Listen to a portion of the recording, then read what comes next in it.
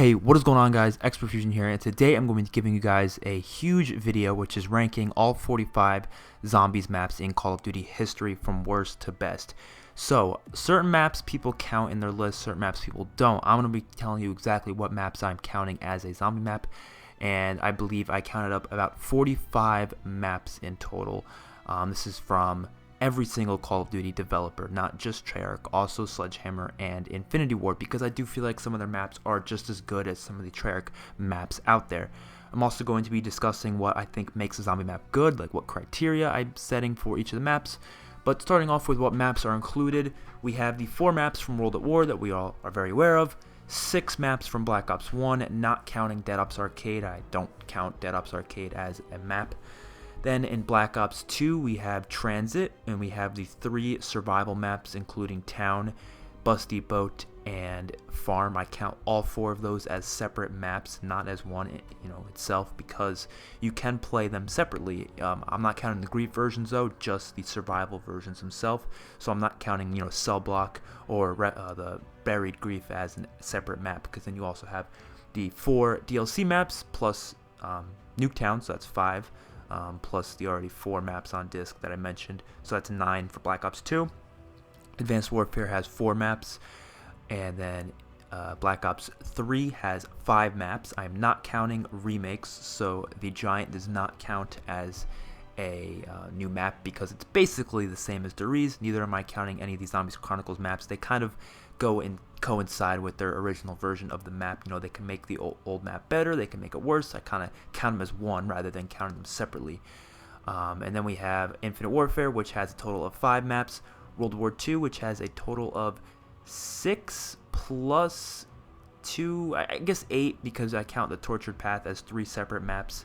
Altar of Blood, the US, those different maps, the boat one, the windmill map, I count them all separately. And then you have Groton Hoist, the other 3 DLC maps, plus the Final Reich on disc map. And then we have Black Ops 4, which I am counting Black Ops 4. We have 4 maps. The only reason I'm counting Classified and Blood of the Dead as different maps separate from their original counterparts is because they do not feel like remasters at all. They are not like Zombies Chronicles. They are not like the Giant. They feel completely different. They are basically new versions of the map, just in the same location. So I do not count them as the same map. They are completely different, different style of play. So that, yes, that is that.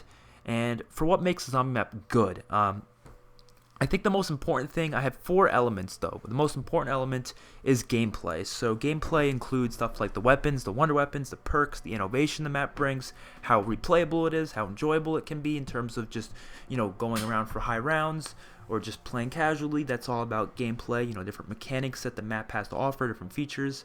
The next element is the Easter eggs. So, including how difficult it is or how easy it is. Obviously you need a good balance between there. How enjoying it is, how fun it is. The boss fight, is the boss fight enjoyable? There are the side Easter egg quests. Are they tedious? Are they fun? Are they annoying? The third element is the atmosphere, which just includes the soundtrack, so like music and such. The colors, how the map looks, the Pack-a-Punch camo, the overall feel of the map, the looks, the aesthetics. That's all in atmosphere. And last but not least, what I don't think is the most important element, but it's still something that can affect my enjoyment of a map, is the story. So that includes the cutscenes, the additions to the plot, the characters, stuff like that.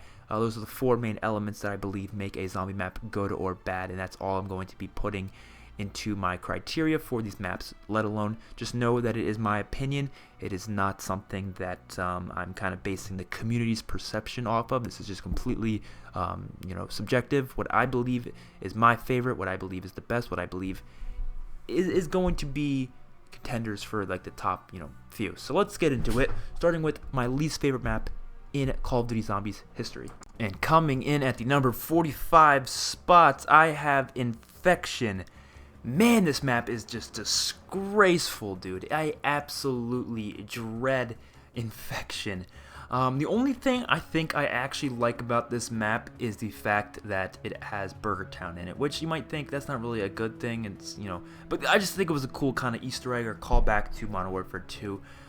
That's all I really think is cool about this map. Everything else just sucks. It has probably the worst Easter egg of any Call of Duty map. I mean, for starters, it's Exozombies, alright? Exozombies already has terrible mechanics, terrible everything, really. The pack-punch system, the overall feel of it. I just don't like Exozombies from the start. It is definitely the worst iteration of zombies we ever had. But at least some of the Exozombies maps at least had some enjoyment to it. But Infection just did not have that at all. The survivor rounds were just so obnoxious, having to literally take some random people to some certain locations, and then you get penalized for not doing it, even though it's literally the most obnoxious thing ever. On the early rounds, it's sometimes even impossible. The fact that they have gassed areas just kind of pisses me off. The Magnetron, the wonder weapon, is just terrible. The locations are just boring. I mean, half the map is in a sewer. I mean, does that really sound like a fun map to you? A map that takes place in a sewer? Like, at least Challenge Shuffle was able to make a sewer system kind of cool, and it actually was in a cool atmosphere. But this is just terrible.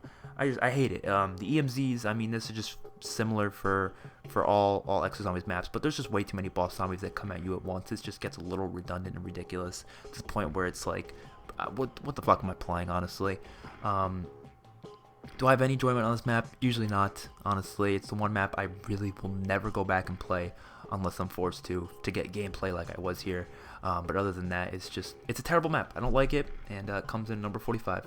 Coming in at the number 44 spot, I have Bus Depot, one of the 3 survival maps that come with the Green Run Zombies experience.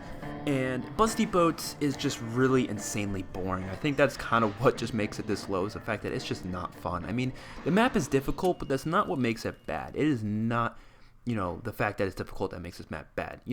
I like difficult maps. I think they are kind of enjoyable, but there's a difference between being difficult and just being plain boring and having not enough features to, make me actually want to keep playing. It's just one of those maps you just go in and kill some zombies, but there's just nothing available. There's no perks. It's just a box, like 2 or 3 wall weapons, 1 door, and that's it. And for really simple people who like the really simple maps, it might be okay, but even then, there's other maps that are just as simple as this map, like Nocturne and Toten, that are way more fun and way more enjoyable, for the long term. So, as much as this map can be fun in grief mode, I'm not gonna lie, sometimes it can be enjoyable. Other than that, it's just, it's boring. And you got the fire and lava everywhere too, which makes it even worse. Is you got transit, it's just a bad location. It's a freaking bus station. What kind of location is that for a map? You know what I mean? It's not a location or a map that I will ever play more than once. And just the only reason I played it in the past. Last time I played it was probably like 3 years ago, to be honest. I only played it recently just so I can get the gameplay for you guys. That's the only reason I decided to play it. I just can never find myself actually wanting to sit down and enjoy this map because it's just not fun. Coming in at the number 43 spot, we have the map everyone probably expected to be last place, but I think Infection and Bus Depot, which some people don't count as maps because some people just like to count the main Treyarch maps. They don't really count the side survival maps or the maps that Infinity Ward or Sledgehammer have put together. But since I am including all of them, I do think Transit is not as bad as those 2 maps, but it's still pretty damn terrible. So let's start off with the positives about Transit, because as much as you might think there's none, there is a few. First of all, the fog. Now you might be wondering, what the hell? The fog is one of the worst parts about this map. It's one of the portions that makes it terrible. I disagree. I think the fog actually adds a really interesting scare factor to it, and it's something that I actually kind of enjoy. Now, I don't think it should be everywhere on the map, which it's not. That's, the good part. And I think it makes sense why they put the fog in, so they can kind of cover up some of the low resolution areas that they didn't really work that hard on because it was on Xbox 360. They couldn't work hard on areas outside the map, so they covered up with fog, so, they don't have to worry about working hard on those areas, which makes sense to do, and it actually adds to the frightening part of it. And it's a big map, which I guess if you like open world type style maps, this is kind of for you. But the bad things about this map are just so insanely terrible that it ruins everything that could possibly make this map an enjoyable and good experience. Which Transit, honestly, if they change these things in like a remake of it, it could actually be a pretty damn good map. So first things first, the fire and lava is ridiculous. I mean, having a little bit of it's fine, but they overdo it to the point where you can't even train in certain areas because you just get murked in the fire. The jet gun's absolutely trash. Worst wonder weapon they've ever done. It's pretty hard to build, and when you do get it, it just breaks in 2 seconds anyways. It's terrible. The process to get Pack-a-Punch is just very tedious and obnoxious. The denizens completely ruin the fogged out areas, which honestly these fogged out areas would be pretty dope if they didn't have denizens. The denizens are what ruin these areas. They make it unplayable. Now, denizens, I don't mind them being in the game, just don't make them be as obnoxious as they are in this one. Maybe have them only come on certain rounds, like a dog round, and they can go anywhere when they go in the dog round, but only on those dog rounds, or the special rounds. Don't have them be on every single round when you're just trying to go places and they jump on you and scratch you. It's so annoying. The Tombstone perk is also one of the worst perks they've ever added. It's not really that useful, and it's just it's not really a good perk. That's all I really have to say about that. Transit also has a really boring Easter egg, not a very fun location. It's all gray and dirty and gross. It's not really fun to look at. Just not a very good map. A lot of people say it's the worst. I think it's one of the worst, not 100% the worst. But yeah, it's definitely could use a remake, and it could actually be a decent map if they get a remake. Coming in at the number 42 spot, I have Farm, one of the other transit survival maps. Now, Farm is a little bit better than Bus Depot in my opinion, but still not very good. It's just has the kind of same problem that it just gets really boring. It's not really that enjoyable. Can be kind of fun on Grief a little times, and just messing around in survival. With the different custom game mode options, like starting around 15, starting around 20. It can be a little bit enjoyable at times. I do like the location better than Bus Depot. The fact that it's at a farm is actually kind of cool location. It's very small, doesn't really have much replayability to it.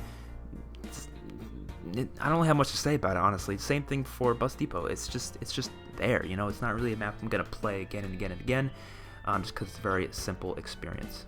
Coming in at the number 41 spot, I have Outbreak from Exozombies. Now, Outbreak is a little bit better than Infection in my opinion. It definitely has less of the problems that Infection had, but it doesn't mean it's that much better. It still has the obnoxious parts of Exozombies like the EMZs, the fact that it's a very boring location. I mean, it's like a random Atlas facility. Like, I don't know, it just sounds like a boring location to me.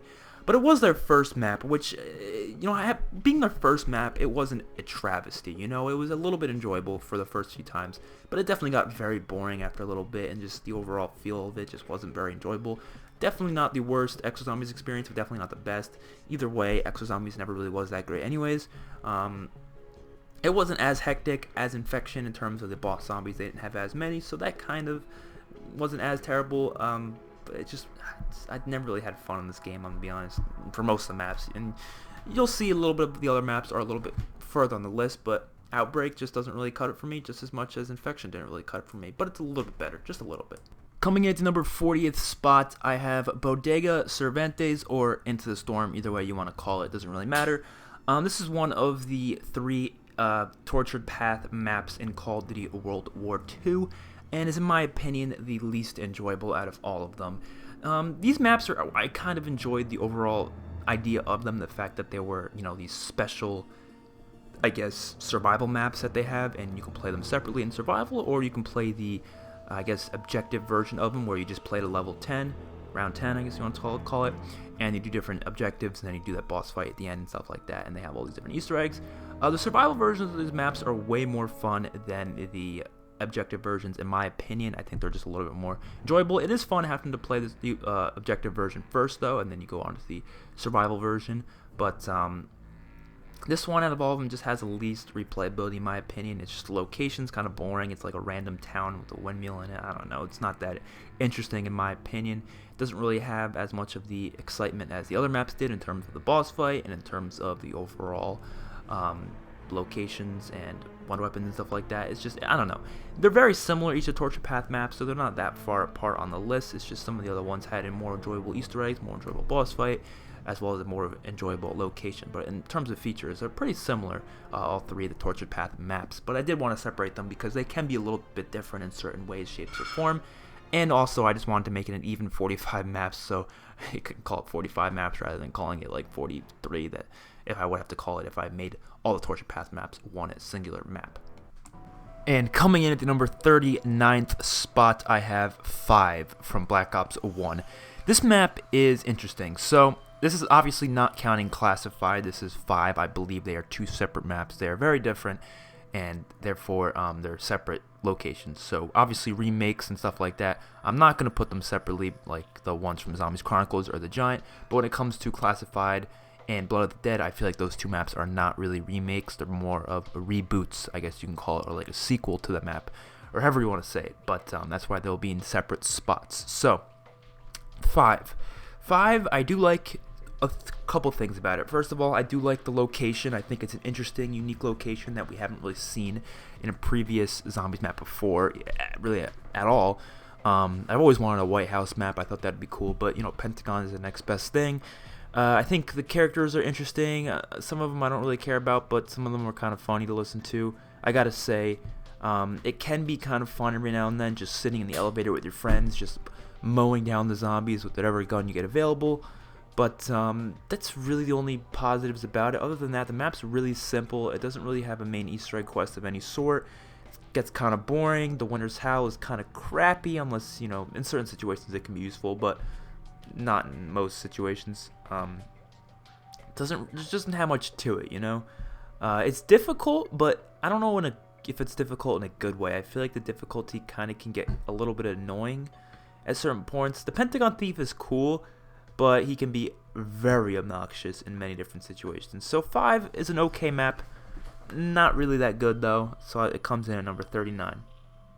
Coming in at number 38 spot, I have Beneath the Ice or Altar of Blood, depending on whether you're playing the survival version or the objective version of the map. Now, this one I do like better than the Into the Storm or Bodega Cervantes map, the windmill map. I do like this one better, but not by that much. I mean, it's got a little bit more enjoyment to it because, you know, the boss fight's a little cooler, the location's a little more interesting, but that's really it. Other than that, there's not much of a difference between them. The Easter egg was a little interesting. I do like how you can get the sword Barbosa in the map, which is kind of fun to use in some situations, but it's not something that, you know, I think is an amazing map. I think it's a ton of fun playing just survival on the map though. The objective version, I don't really enjoy it that much, but just hopping on, just getting whatever guns you want, because World War II has some really awesome upgrade versions of different weapons. Like, there's some upgraded guns that you never would have thought upgraded in such interesting ways, so I had a ton of fun in World War II just messing around on these survival maps, but, you know, they took like 2 months to finally give it to us, you know, before you had to actually beat the Easter egg for each of the map to get them. So people who didn't beat the Easter egg were unable to play the survival versions, which I think are the more enjoyable versions of these maps anyways. So it's kind of unfortunate, but at the same time, better than, you know, Into the Storm, but not the best. Coming in at the number 37 spots, I have The Darkest Shore from Call of Duty World War II. This map is one of my least favorite out of like the main maps in Call of Duty World War II. I think, you know, it didn't even have potential leading up to it. Like it's not like it was a map that people were really excited for and were like, oh, we're getting some amazing map for DLC 1, because the trailers didn't even look that good for the map. I'm gonna be completely honest. One thing, I'll say what I like about it first. So first of all, the Ripsaw. The Ripsaw wonder weapon is a ton of fun, a really unique wonder weapon. It's a fun process to get it because it's not that hard to get, and when you get it, it's actually a pretty decent wonder weapon, so that's good. But the fog is a hit or miss for me, because the fog can be really fun because it adds this cool scary element to the map, but then the fog can also be just obnoxious just when you can't see where you're going for long periods of time. But a lot of people think it's the worst part about the map. I actually don't think it's that terrible. I think there's other bad parts about it. The Easter egg quest is not very enjoyable. Like, the boss fight was really stupid. It wasn't even an actual boss fight. It gets very boring. It's too small for like an actual map. Like, it's not like a survival map or anything, but for a map itself, it's way too small. I feel like whenever I play it, I'm like, this just doesn't feel like a DLC 1 type map. You know, you compare it to other DLC 1 maps, the Reisendrache, Raven the Redwoods, Ascension, stuff like that. You have these big open maps that are huge. This map's pretty small, very small actually, comparatively to even the other World War II maps. Compared to Final Reich, the Shadow Throne, this map is insanely small, which kind of felt like, doesn't really seem like there's much to it. And all the areas seem way too similar to one another. There's nothing like interesting about it in terms of the different areas. It's just not my favorite Easter egg, not at all. But the map, it's okay. It's not good. That's kind of where I'm putting this map. Coming in at the number 36 spot, I have got Nacht der Untoten. Now, This map really hurts me to put it here because this is the first zombies map of all time. It is what started it all, you know? But unfortunately, it just doesn't hold up. It really doesn't. I mean, people who say this is the best map of all time, either they just really like the most simplest type of zombie map ever, or they're just blinded by nostalgia. And you can't say, oh, you must have never played it when it was in its prime. No, I did. I played it when it was prime. I remember 2008, when the game first came out. I played it every day. When it was the newest map and there was no other zombies map, I played the shit out of Nocturne Toten, and I loved it. But when we get all these other zombies experiences, you realize this map just doesn't hold up at all. It's very nostalgic. It's very scary. I do like that. But it's just so simple and so boring that it just doesn't hold up. I mean, at least survival maps that they've come up with in recent days, like for example the World War II survival maps I was talking about, at least those maps have like some interesting stuff to it, like cool wonder weapons. Obviously this has a ray gun, but you know what I mean, like other wonder weapons. You know, cool challenges, different boss zombies, stuff like that to make it you feel unique, feel different. But this map is just the simplest possible map you can have. I'm not saying it's bad. Obviously, it's the first one. For the first map, they did an amazing job at making the game mode that we know and love today. But you can't be looking at it from, you know, a nostalgic point of view. You just can't. Looking at it from a map point of view, it doesn't hold up. Not at all. Still incredibly nostalgic.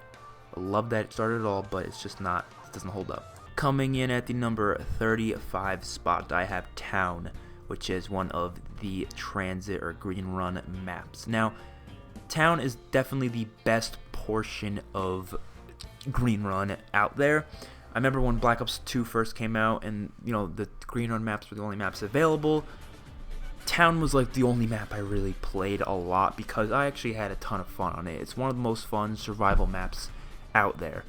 What I love doing the most though is starting around 15 or around 20 and just running, getting Jug as quick as possible, getting the MP5, and just training over in this area over here and just racking up points. I love doing this. It's honestly one of the most fun portions of Town. Grief is pretty fun too, gotta say. But other than that, like I said, just like the other survival maps, it does get very boring. The fire can be very, very annoying, and there's no like wonder weapon on the map, you know, not like, you know, most maps. But you know, for what it is, it's enjoyable. I gotta say, just like Farm and Bus Depot, but at least this one holds up because it's got Pack-a-Punch, so you can do fun like Pack-a-Punch every gun challenges. You can do more high round type of stuff because of the Pack-a-Punch. It adds more replayability to it when you just have perks or no perks at all, like on Bus Depot, and you don't have Pack-a-Punch. It's not as replayable. But this one, it has a little bit more to it, which is why it's a little higher, but not by that much. Coming in at the number 34 spot, I've got Verrucht. Verrucht is the second map that came out with Call of Duty World at War, part of DLC 1. Now, Verrucht was definitely a step ahead after Nocturne Toten. I thought it was very, very innovative, the fact that it added perks, it added like an actual sort of, I guess, map flow to it rather than just being two different rooms. It actually has, like, you go to one side of the map and there's a power, and you turn the power and it opens up, you know, the map, certain doors. It opens up the ability to get perks. It gives you the ability to use the traps. Very enjoyable map at first. It was definitely a step ahead in you know, being innovative, but that's really all it has to it. It is nostalgic. It is one of the most scary maps out there. But like I said, for the other maps, it does feel like a very survival map. It's not very, you know, in depth. There's not much to really do on it. It gets very boring. It's just, it is what it is, I guess. It's nothing special about it. I do love the remakes a little bit. You know, I didn't mention with Nocturne Toten how I feel about the remakes because I am kind of using every version of the map when I use it. The remakes make it a little bit more enjoyable. Personally, I'm not really a big fan of the Black Ops 3 versions of these maps, though, because they add the gobblegums. They might be wondering, why would I not like the gobblegums? That would add more replayability to it, right? Yes, but that's not what these maps were made for. That's kind of what I'm getting at. You know, they're not made for having everything given to you like gobblegums are. You know, there's certain things I would like these maps to have in remakes, but I don't think gobblegums is one of them. I feel like gobblegums kind of put a damper on it, and adding the Wonder Fizz was a little too much to me, but nonetheless, Verrucht is better than Noct, but not better than the rest of the maps on this list at all.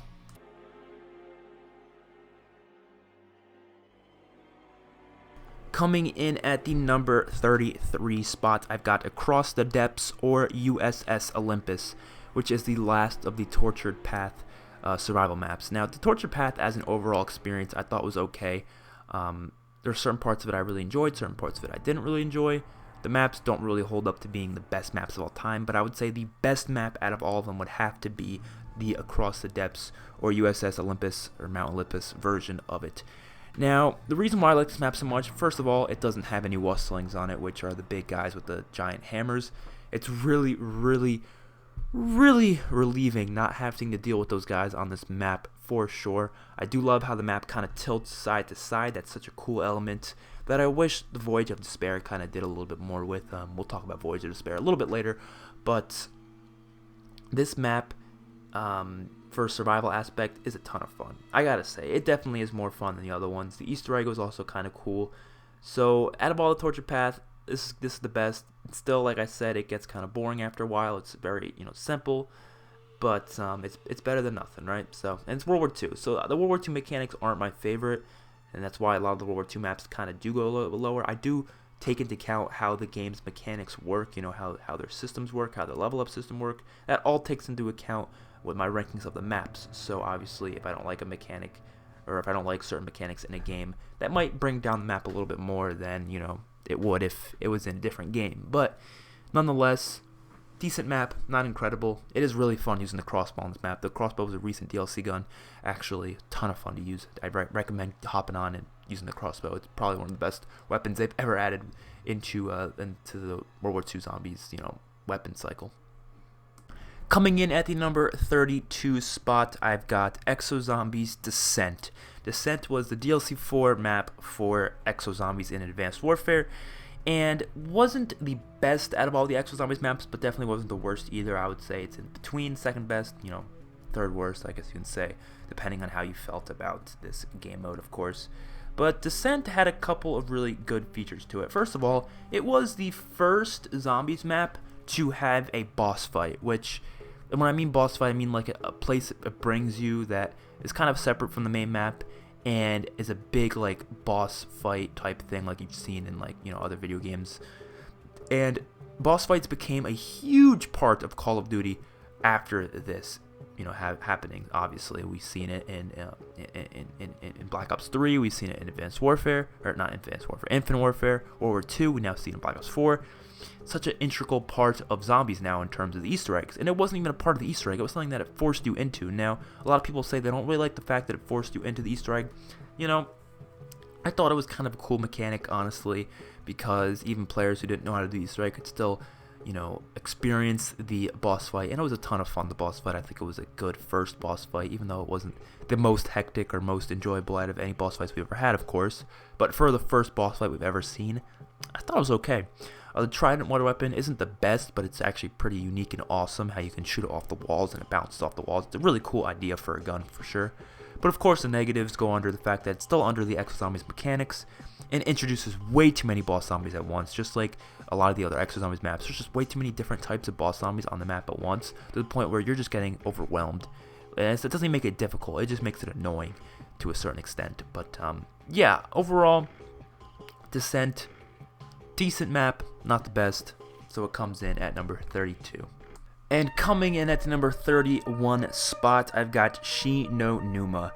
Shi no Numa was part of DLC 2 for Call of Duty World at War, third zombies map of all time. Now this map I do enjoy more than Verrückt and Nocturne Toten, but it is not the best of the World at War maps, and obviously you guys know the other map that will be way higher on the list. Shi no Numa wasn't very innovative, I would say, for the overall Call of Duty experience, but it was definitely a unique one in certain ways. Now, what I love about Shi no Numa, and I'll kind of explain it here. First of all, it introduces a storyline to the game. We've never really seen a big storyline being introduced in zombies until now. This is kind of when they started piecing in little bits of the story into it. Like I said, the four main elements to a zombies map is story, gameplay, Easter egg, and the atmosphere. So that kind of adds in. Innovation is kind of also a feature, but it's kind of just for all of them. If it innovates the Easter egg, if it innovates the gameplay, it innovates the atmosphere, if it innovates story, that all is important as well. But for Shi no Numa, it definitely introduced a story to the game. Obviously, they kind of probably were hinting at it before, but it started to kind of put pieces in, like the Peter McCain thing, the different radios, stuff like that they obviously built upon within Durries and made an amazing map. The atmosphere of this map is just beautiful. It is scary, it is dark, it is just crazy. It was the first map where you could really train in. You couldn't really do it that well in Verrückt and Nacht. I mean, you could, it just wasn't too easy, and people didn't really know how to do it that well. But it's the first map to have a wonder weapon, aside from the main wonder weapon of the ray gun, of course. So Wonderwaffe, which was one they added, amazing, ton of fun. Introduced dog rounds, which is really cool. My favorite part about this map, is the World at War version. The fact that the rounds are really quick. Because if you guys didn't know, back on World at War, on Shinonuma, even I believe on Nacht and Verrückt, the rounds were capped at like, I think 30, maybe something zombies per round. There was no more than 30 per round. Because obviously newer zombie maps, they extend it as rounds go on. There's more and more zombies that come. But in the World at War versions of these maps, aside from Durries, the rounds were always at just 30 zombies per round. Around 30, I'm not sure if that's the exact number. But what that did, it can make you go to really high rounds really quickly. So you can go up to like around 100 in a really short period of time. It was the only map I've ever made to around 100 on. Not that I couldn't on any other map, it's just I don't have the time or the patience to do that. I really just don't want to sit down. It's not my type of, I'm not the type of zombies player to sit down for 8 hours at a time just training and getting kills to get to around 100. It's not my type of thing. If they added a feature in that lets you pause the game and go back to it later, I definitely would, but they just haven't had that as a feature, so I just really haven't felt like doing for any other maps. But since Shinonuma was really quick, I did it because it didn't take that long. It took maybe like 2 or 3 hours at most, and it was an enjoyable experience because you can just train around, shoot them with the Wonderwaffe, and then you keep continuing on, and you get to it relatively quickly. So I do like that feature a lot. I don't think it's something we need on every map. I'm just saying it was nice to have it back in the olden days on Shinonuma, of course. Coming in at the number 30th spot, I've got Attack of the Radioactive Thing from Call of Duty Infinite Warfare.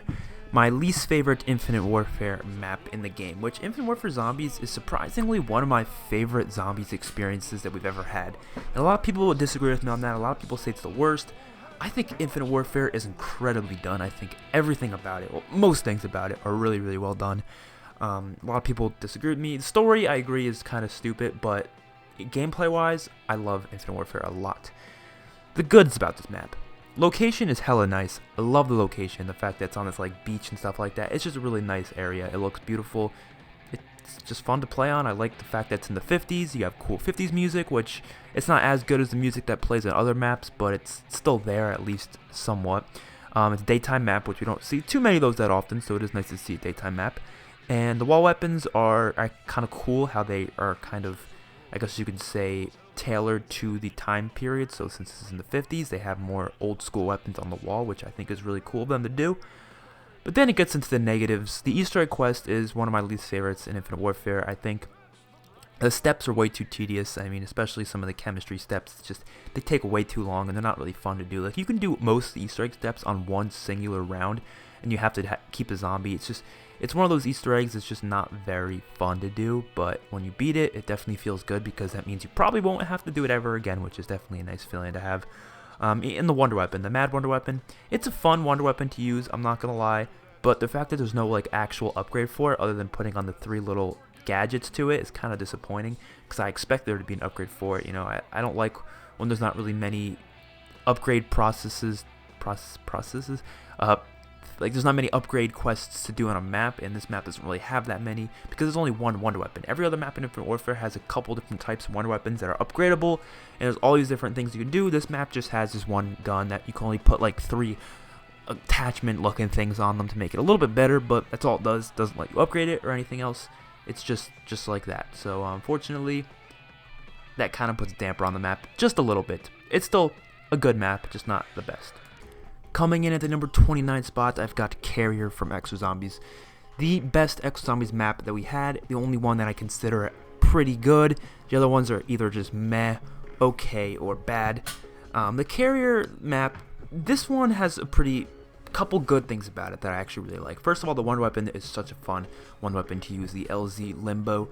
It is probably one of the most unique one weapons we've ever had in Call of Duty Zombies history. It's not the best or anything like that. It doesn't really do the most amount of damage, but it is a ton of fun to use. It's very unique, very different than anything we've seen before. It's the one that kind of shoots a laser beam that's like horizontal laser beam. It just goes and just takes out a whole horde of walkers. It's really fun to use, as you can see right here.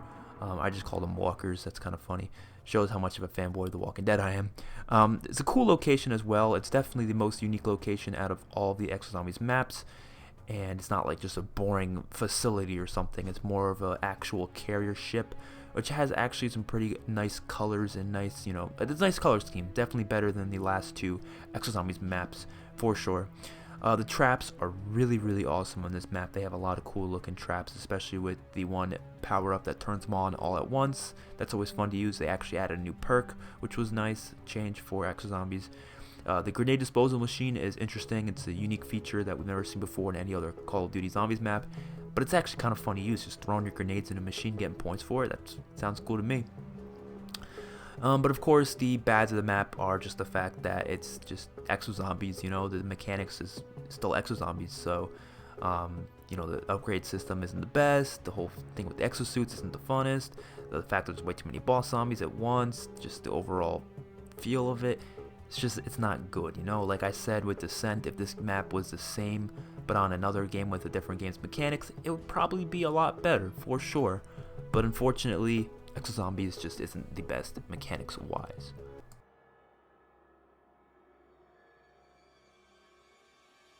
And coming in at the number 28 spot, I've got Grosten House from Call of Duty World War II. This was one of the survival maps you got on the disc of the game after completing the classic Easter egg within the Final Reich, which I really like, having maps unlockable through Easter egg quests. I think that's a cool feature that a lot of other games should be doing, because it kind of gives you more of an incentive to actually complete the Easter egg, because you get a whole fucking map for it. It's a great idea.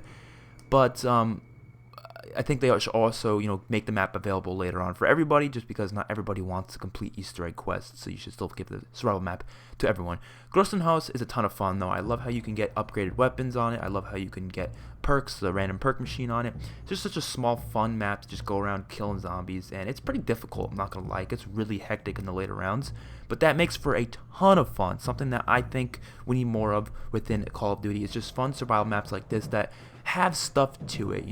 Maps like Noct and some of the other survival maps within the Torture Path, there's not enough, stuff to do within it, but I absolutely love that this map has a bunch of things available. Like, you can throw first of all, you have to shoot all the little things on the map to open up the box, and then you have to get a jack in the box, throw it on top of this little ledge, and then the box ends up giving you the ability to get pack-a-punch weapons out of it. It's a really fun experience to try out different pack-a-punch weapons, because they're automatically pack-a-punch straight out of the box. So if you want to try out weapons you've never used before, pack-a-punch, you can do it here, especially because a lot of the weapons in World War II have special pack-a-punch abilities that a lot of the other guns don't have, which is really awesome and really exciting. So yeah, Grosten House comes in at 28. And coming in at the number 27 spot, I've got Moon from Call of Duty Black Ops 1. Moon is a map that people either love or hate. Honestly, that's one of the main things people like to say about Moon. It's either their favorite map, or it's like one of their least favorite. Moon for me is kind of more in the middle, for a certain amount of reasons. So first of all, what I like about Moon, I love Area 51. I love the whole idea that you spawn in Area 51, because you could do fun challenges. You can do trying to last as long as possible there, stuff like that. It's a ton of fun. I'm going to be honest here before I get into anything else. I like the Black Ops 3 version of Moon better than the Black Ops 1 version. So, like I said, Black Ops 3 version actually did make me enjoy Moon more. And like I said, I am making remasters of maps, not count as separate maps, but kind of interconnect between the list. So when I'm putting Moon here, I'm not just putting Black Ops 1 Moon here, I'm putting Black Ops 1 and Black Ops 3 Moon here. Obviously, Classified and Blood of the Dead, I believe, are different maps, so they will be separate categories.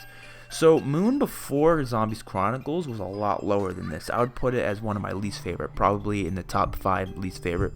But Black Ops 3 Moon, for some reason, just makes it so much better, and I think it has to do with a few different things. First of all, I love the look of Black Ops 3 Moon. They made that map look beautiful. Like, Black Ops 1 Moon kind of looked a little too gray for me, a little too gross, but Black Ops 3 Moon, they knocked it out of the park with how it looked. Absolutely beautiful.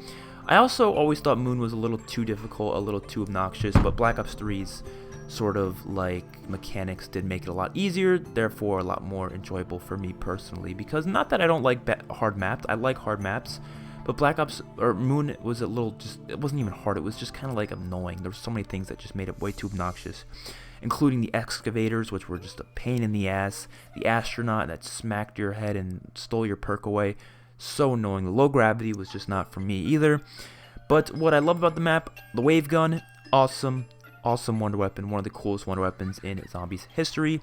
The story on this map is one of my favorite storylines we've ever had in any Zombies map ever. It kind of got me interested in the story. It got most people interested in the story. The fact that you, as Richtofen, switch bodies with Samantha. The whole Easter egg quest was actually pretty interesting, blowing up the Earth. Such an incredible experience. But Black Ops 3's, I feel like, just made it so much more enjoyable, especially adding that amazing soundtrack in to when you blow up the moon. It was just beautiful. Absolutely beautifully done story, but the gameplay wise, this map just doesn't hold up. That's why it comes in at the number 27 spot.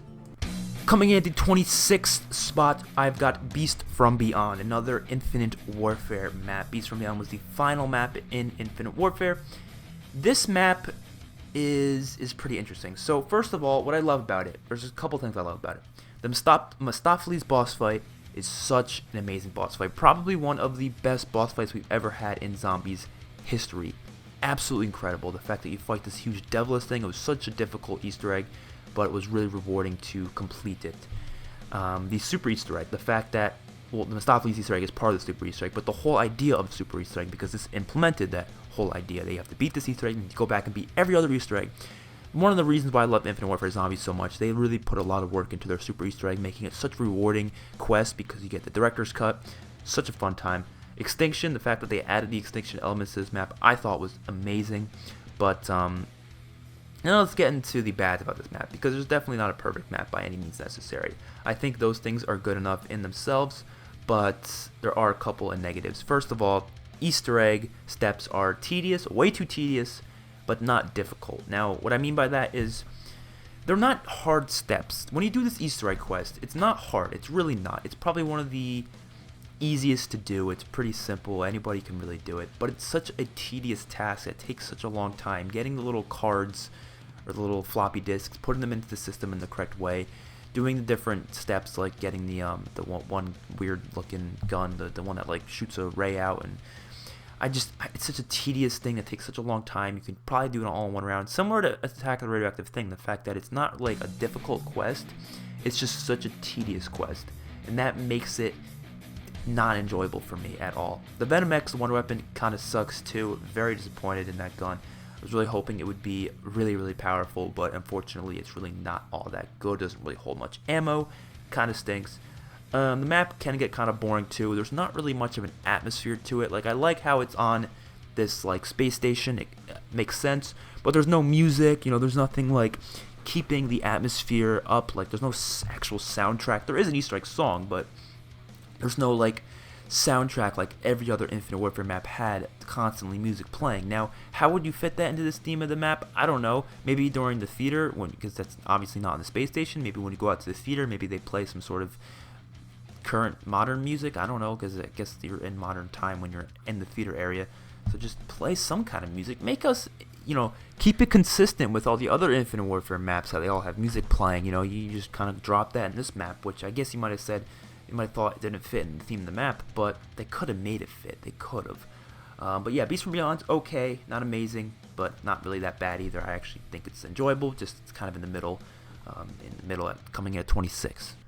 Coming in at number 25 spot, I've got Nuketown Zombies. Nuketown Zombies was on Black Ops 2, one of the sort of survival maps that Black Ops 2 introduced, which I thought was such a cool map, and we are kind of guaranteed to get this returning within Black Ops 4. They kind of confirmed it through leaks, which is really exciting, honestly, because Nuketown was a really fun survival map, and I'm really excited to see it kind of in a new way, because I feel like they're going to make it different, give us maybe the bunker, maybe let us play as the Victus crew. That's going to be awesome. But Nuketown is enjoyable for a few reasons.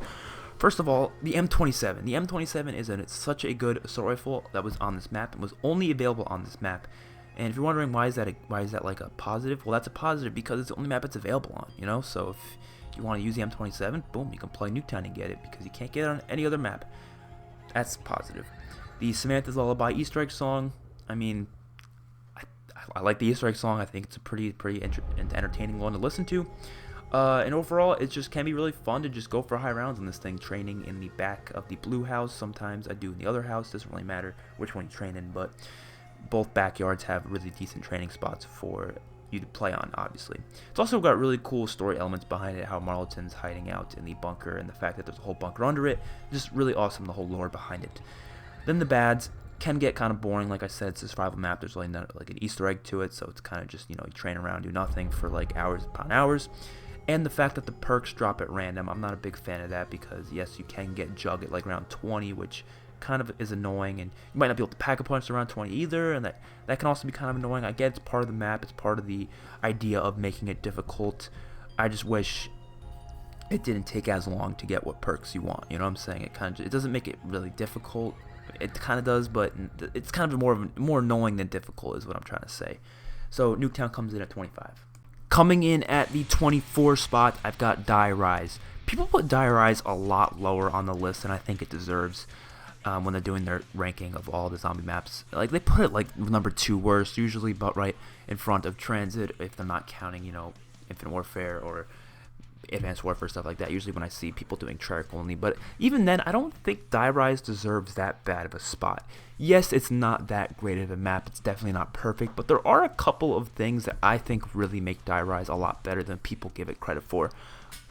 I'm gonna be honest, back in like 2013, Die Rise was one of my favorite maps. Not because I actually thought it was my favorite, it was mainly because I guess it's more of a bias thing during this time period. I mean, we had Transit and Die Rise, so that's really all we had, and Nuketown, I guess.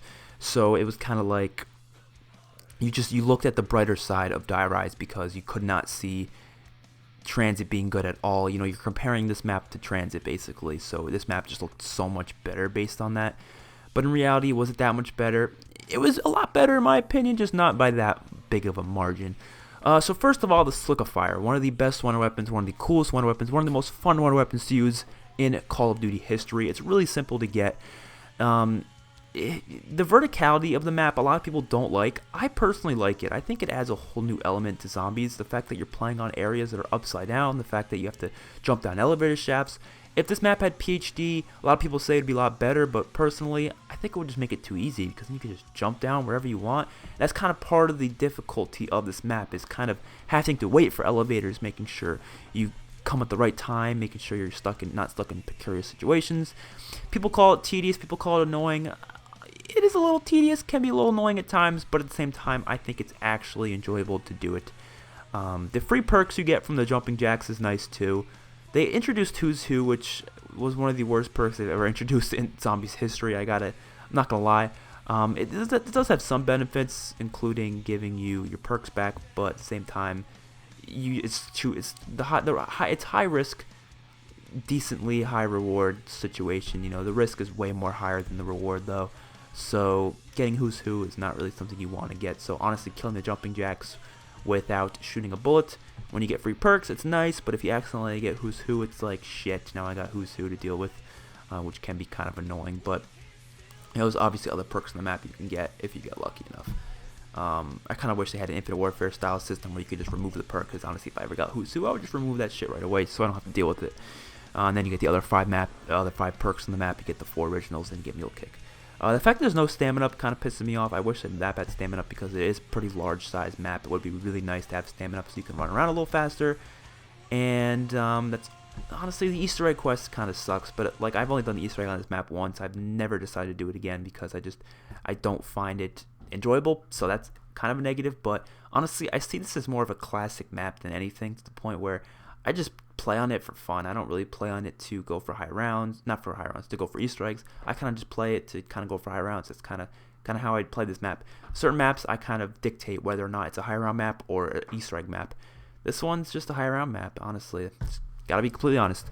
So WWII comes in at the 24 spot. Coming in at the number 23 spot, I've got Shangri-La. Shangri-La is an interesting map because the Black Ops 3 version did a lot of things better, but also did a lot of things worse. It made the map way more beautiful and also just added more replayability to it with the gobblegums and such, but then it also made it a lot worse because there was no PhD, which is one of the best parts about Shangri-La is using PhD, as well as the baby gun not being as powerful, which is kind of unfortunate.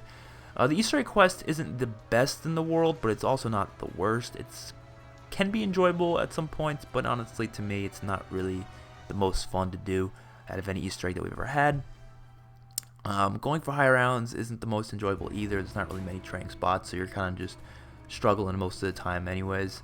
But what I do love doing is getting the Mustang and Sally and just chilling by the bridge and just destroying zombies. That can be kind of fun, but honestly I don't have much to say about Shangri-La. You know, there's not really much to it that makes me want to say it's amazing or anything like that, because there just isn't much to it, dude. I gotta be honest. The Shrieker zombies, they're annoying, but I get used to them. The fire zombies are bad ass looking. That's obvious. I mean, those things look crazy cool. The whole close quarters situation of the map is good and bad at the same time. I do think it adds a good amount of difficulty to it, but also can be kind of annoying for people who are just trying to, you know, train around. But at the same time, it's just not the type of map, clearly.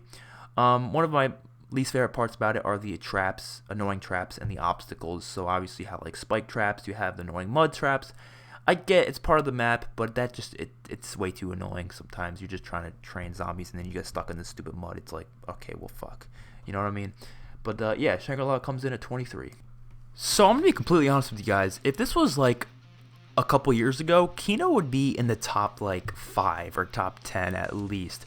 But there's just been so many maps in the past 3 years that I have enjoyed a lot, that unfortunately Kino just dropped like a bomb. I mean, this map was my favorite back in the day. Absolutely number 1 or number 2 maybe. There's a couple other maps I liked a little bit better. But just Kino Toten comes in at number 22. Now, I know a lot of people are going to say, what? This is like the most classic map out there.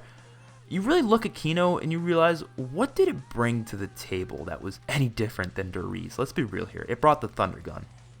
That's about it. There was no new perks. There was really no new way to get Pack-a-Punch. There was no Easter egg added. Kino didn't really add much to the table. Now, I think this is definitely where most people got into zombies, was this map itself. And I had a ton of fun going for high rounds back in the day, don't get me wrong. But does really Kino do that much for zombies? I just don't think it does. Look, it's very classic, very nostalgic. That's great. That's amazing. The Thunder Gun, one of my favorite weapons in history. That's awesome. But it's way too easy, and it just gets way too boring. Just like a lot of the other maps on this list that are very nostalgic, but at the same time just get so insanely boring. And Black Ops 3's version just was not any better. I don't really think, for me personally. Yeah, unfortunately I just had to put it here. But one of the best Easter egg songs in history, hands down, 115, amazing Easter egg song. That is for sure. So don't even think I'm going to deny that fact. The atmosphere is pretty nice too. There really wasn't much story to this map, honestly. It had some of the least story out of any map out there. Yeah, that's just kind of how I have to say about Kino. Comes in at 22. Coming in at the 21 spot, I've got the Shadowed Throne from Call of Duty World War II. The Shadowed Throne was a map I actually didn't play that much, I'm going to be honest with you. Not because I didn't like it, but mainly because I just didn't have the time during when the Shadowed Throne was the newest map. I was really busy with tons of other stuff going on. But this map is actually pretty awesome. One of my favorites in World War II zombies. So this map had, first of all, the melee weapons. The melee weapons are a ton of fun to use on this map. I love melee weapons in zombies whenever they add them in, for sure. And this map really did a lot with them, which is awesome, gotta say. The Blunderbuss one weapon isn't the best one weapon we've ever seen, but it's also just a ton of fun to use, I'm not gonna lie. It does run out of ammo way too fast, but you can use a little thingy to get more ammo out of zombies, which is kind of cool. The Sizzler zombies are some of the coolest looking and well designed zombies I've ever seen in this game specifically. But the Easter egg also, the Easter egg is a ton of fun. I love the boss fight, one of my favorite boss fights in World War II, definitely. But when I look at what it brought to the table in terms of World War II, there really isn't nothing new to it, nothing really too innovative, in my honest opinion.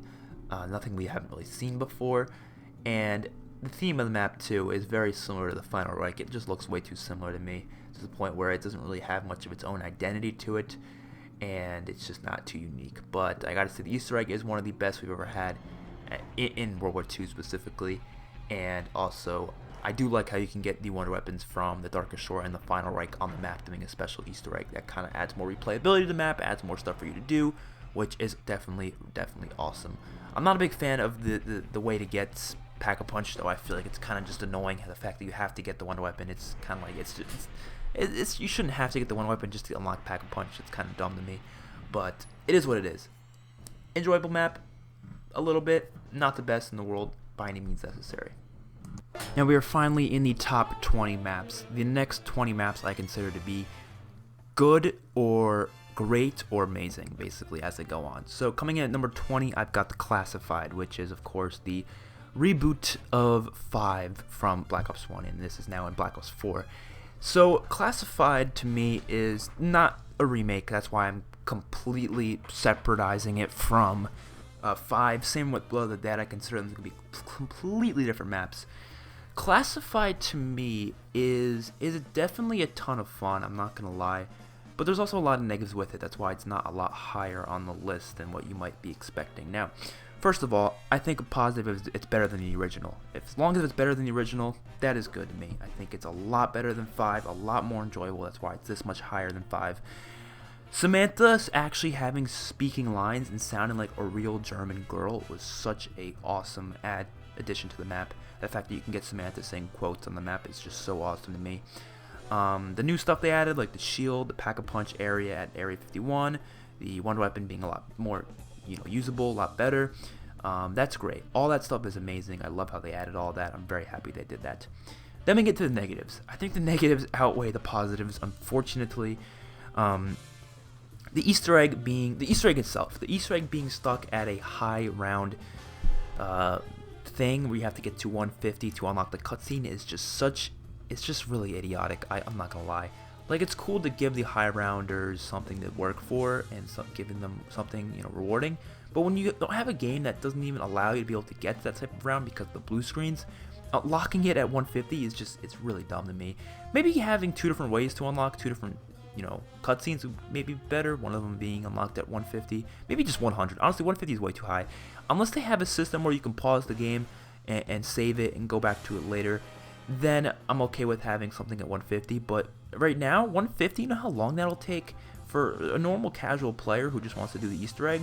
Not even a casual player, even a hardcore player who just wants to do the Easter egg. Some of them might just not have the goddamn time or the effort to even want to do that. I mean, sit there for like, what, 10-15 hours straight to just go for 150? That's ridiculous. That is ridiculous.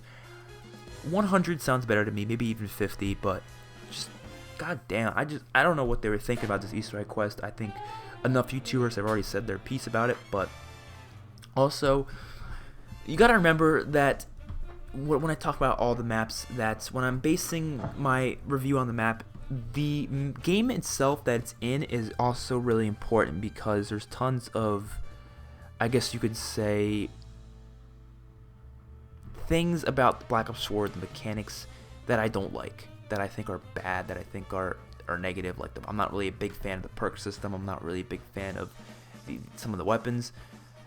That will add into my dislike or like for maps. So, Classified, it's a great map, don't get me wrong, but some of it is held down, like, for example, the Easter egg quest, the Black Ops 4 mechanics. Some of them, not all of them, don't get me wrong here. I think if this was in Black Ops 3 or Black Ops 2, it would be a lot better, keeping everything else the same other than just some of the mechanics. Like the UI, for example. The UI, I hate the UI for all the Black Ops 4 maps. I just am not a fan of it at all. I'm not a fan of how the shield takes up a grenade slot, or not really grenade slot, more of like the LB slot, which would be for tactical grenades rather than lethal grenades. I hate how the gobblegum system works in this game.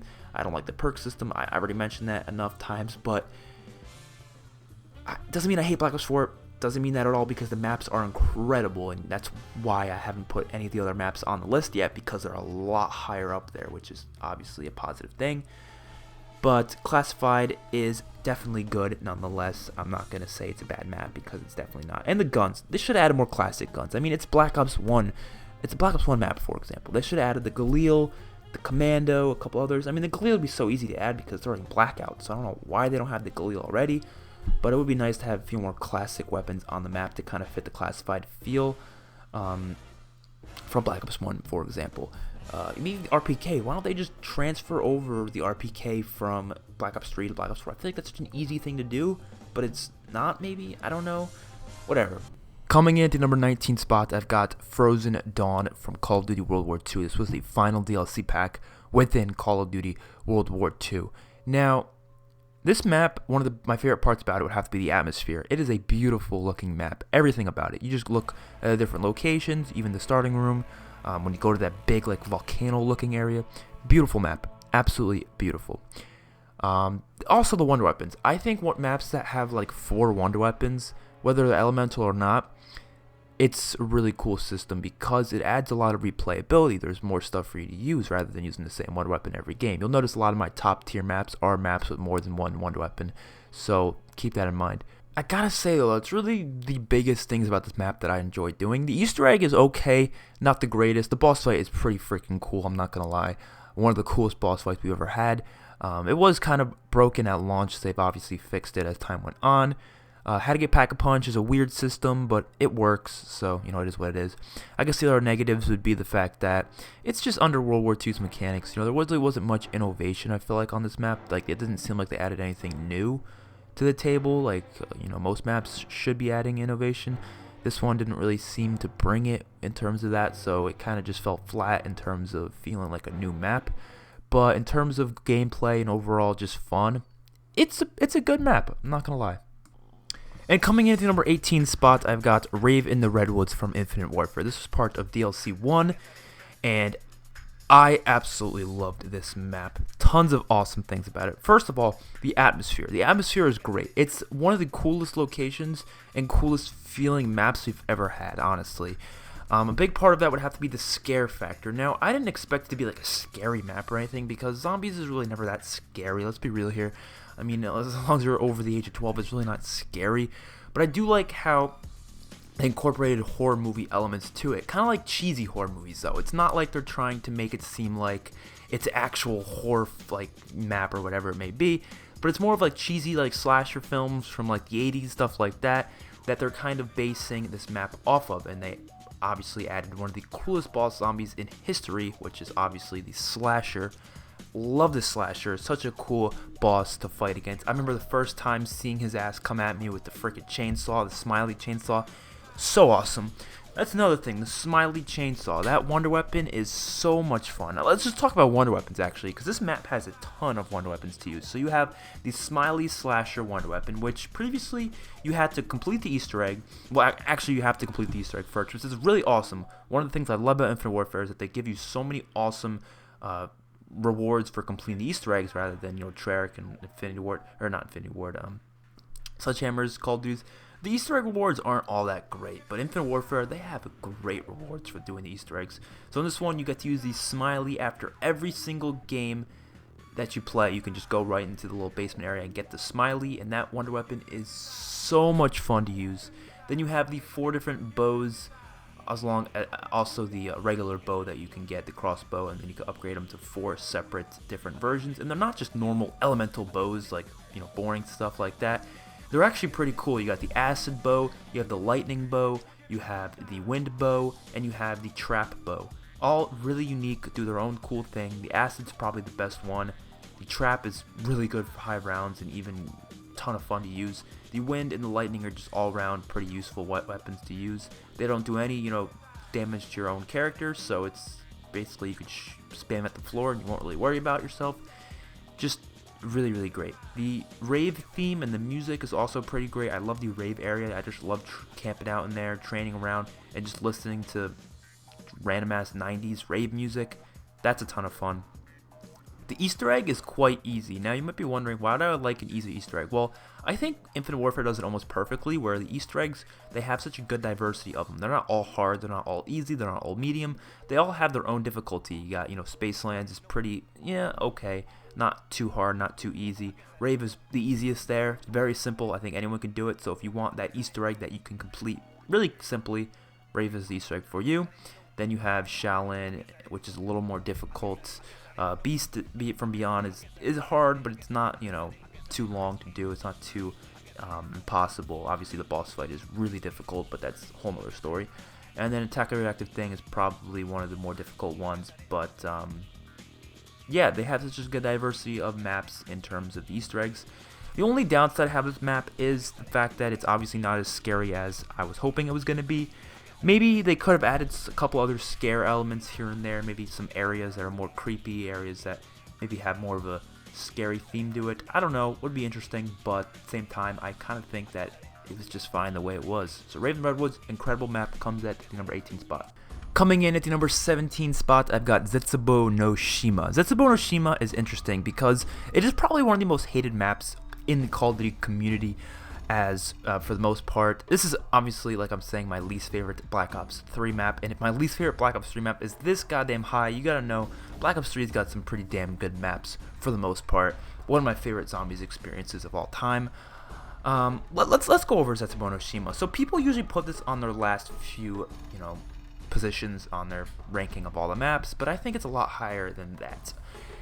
Let's start off with what I like about the map. So the KT-4 Wonder Weapon. A lot of people say it sucks, it's one of the worst things in the map, but honestly, I really like the KT-4. Now, the regular KT-4 is not that great, but when you upgrade it to Masamune, it's actually pretty good. I mean, a lot of people don't give it much credit. On high rounds, yes, it's crap, let's be real here. Once you get to like the 40s or 50s, it's not that useful, but if you're not playing in the 40s or 50s and you're just playing in the earlier rounds, it's actually really useful and it's a ton of fun. It's a really unique one weapon, something we haven't really seen before, where it kind of grows onto the zombies and kind of like contracts, like kind of like a Uzi stuff to it, similar to the Solidifier, but not really. Obviously, it's not as good as the Solidifier, but it's still pretty awesome. The map allows you to get free perks through the planning system, which is great. I love maps that give you the ability to earn more than 4 perks without using gobblegums. Obviously here in this gameplay I have Perkaholic on, of course, but if you were to just play without Perkaholic, you can actually earn a decent amount of perks, even through the challenge system where you can get a 5th perk slot, which is great. I like how they have Widow's Wine as an actual, not machine, but it's kind of like if you kill the spider boss fight, which I'll say that as an awesome part about the map, the spider boss fight. That thing is just really awesome. And then you can get Widow's Wine through that thing for free, which is really cool. I like how they don't have the Wonder Fizz machine, because every map in this game except for Shadows and Zetsubo have the Wonder Fizz. And I'm just sitting there, obviously, other than the Giant or the Chronicles. Well, actually, all the Chronicles maps do have the Wonder Fizz. You get the idea. The majority of the maps have the Wonder Fizz machine except for this one and Shadows. And I'm just sitting here like, well, I'm not really a big fan of when maps have Wonder Fizz. I mean, I liked it in Origins, I liked it in the Horizon Drock, and then they just kept adding it again and again and again. I'm like, alright, chill. But I like how they didn't have it in Zetsubo. I like how you had to actually earn the perks yourself, and you couldn't just get them for 1500 out of a random machine. They didn't have Deadshot or Electric Cherry as perk machines. I kind of wish they did. That would be really cool.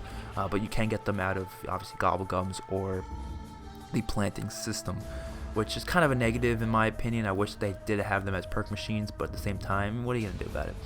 The Skull and Sopway Specialist Weapon is one of the coolest specialist weapons in the entirety of Black Ops 3. Ton of fun to use, absolutely love it. The whole planning system, honestly, a lot of people don't like the planning system, but it adds a lot of replayability because there's so many different patterns and cool plants you can make with the different water. Obviously, it can be pretty tedious at times, but at the same time, it's kind of cool. I love the theme of the map, just the feel, the freaking, it's like a Lost almost type feel to it, which is interesting. The Easter egg is pretty simple, pretty easy, which is good. I think maps should have easy Easter eggs every now and then. Obviously, I like difficult Easter eggs too, but it's nice to have. This is basically the Raven Redwoods of Black Ops 3. It's a very easy Easter egg that anyone can really do. But let's get into the negatives, because there's a ton of negatives, so that's why it's not as high as I would like it to be. It's under Black Ops 3's Gobblegum system, which I always mention Black Ops 3's Gobblegum system, how it does kind of negatively affect the maps just a little bit. I'm not a big fan of the Gobblegum system, and I've made videos about that in the past. I'm not going to go too much into depth about that, but I would wish it wasn't there, yes, but it is what it is. If these maps were Black Ops 2, they'd probably be a lot better, but at the same time, that's a whole nother story. I don't think it negatively affects the maps that much. That's why they're so high. The spiders can be very annoying, as well as the thrashers. They spawn way too much at a time, to the point where it just gets ridiculous. They're cool, you know, bosses, but at the same time, they're just really obnoxious, and they kind of put a damper on the map just a little bit. As well as the KT4 upgrade process is basically half the Easter egg. That's kind of stupid. It shouldn't be half the Easter egg just to upgrade your goddamn wonder weapon. But I digress. That is Zetsubonoshima, comes in at the number 17 spot. Coming in the number 16 spot, I've got my second favorite map from Call of Duty Black Ops 1, and that is Ascension, which was part of the DLC 1 pack. Ascension was my favorite map for a long time. Up until like Mob of the Dead, I think I kind of usually put it as my number one favorite map of all time. Obviously, that changed as time went on, because you will see there are some maps before Ascension and after, before Mob of the Dead, after Ascension, before Mob of the Dead, that are higher on the list, but Ascension was always like one of my favorite maps of all time. And I think it was just because of the nostalgia factor. I just had a lot of fun playing this map as a kid, just going around and just beasting on it.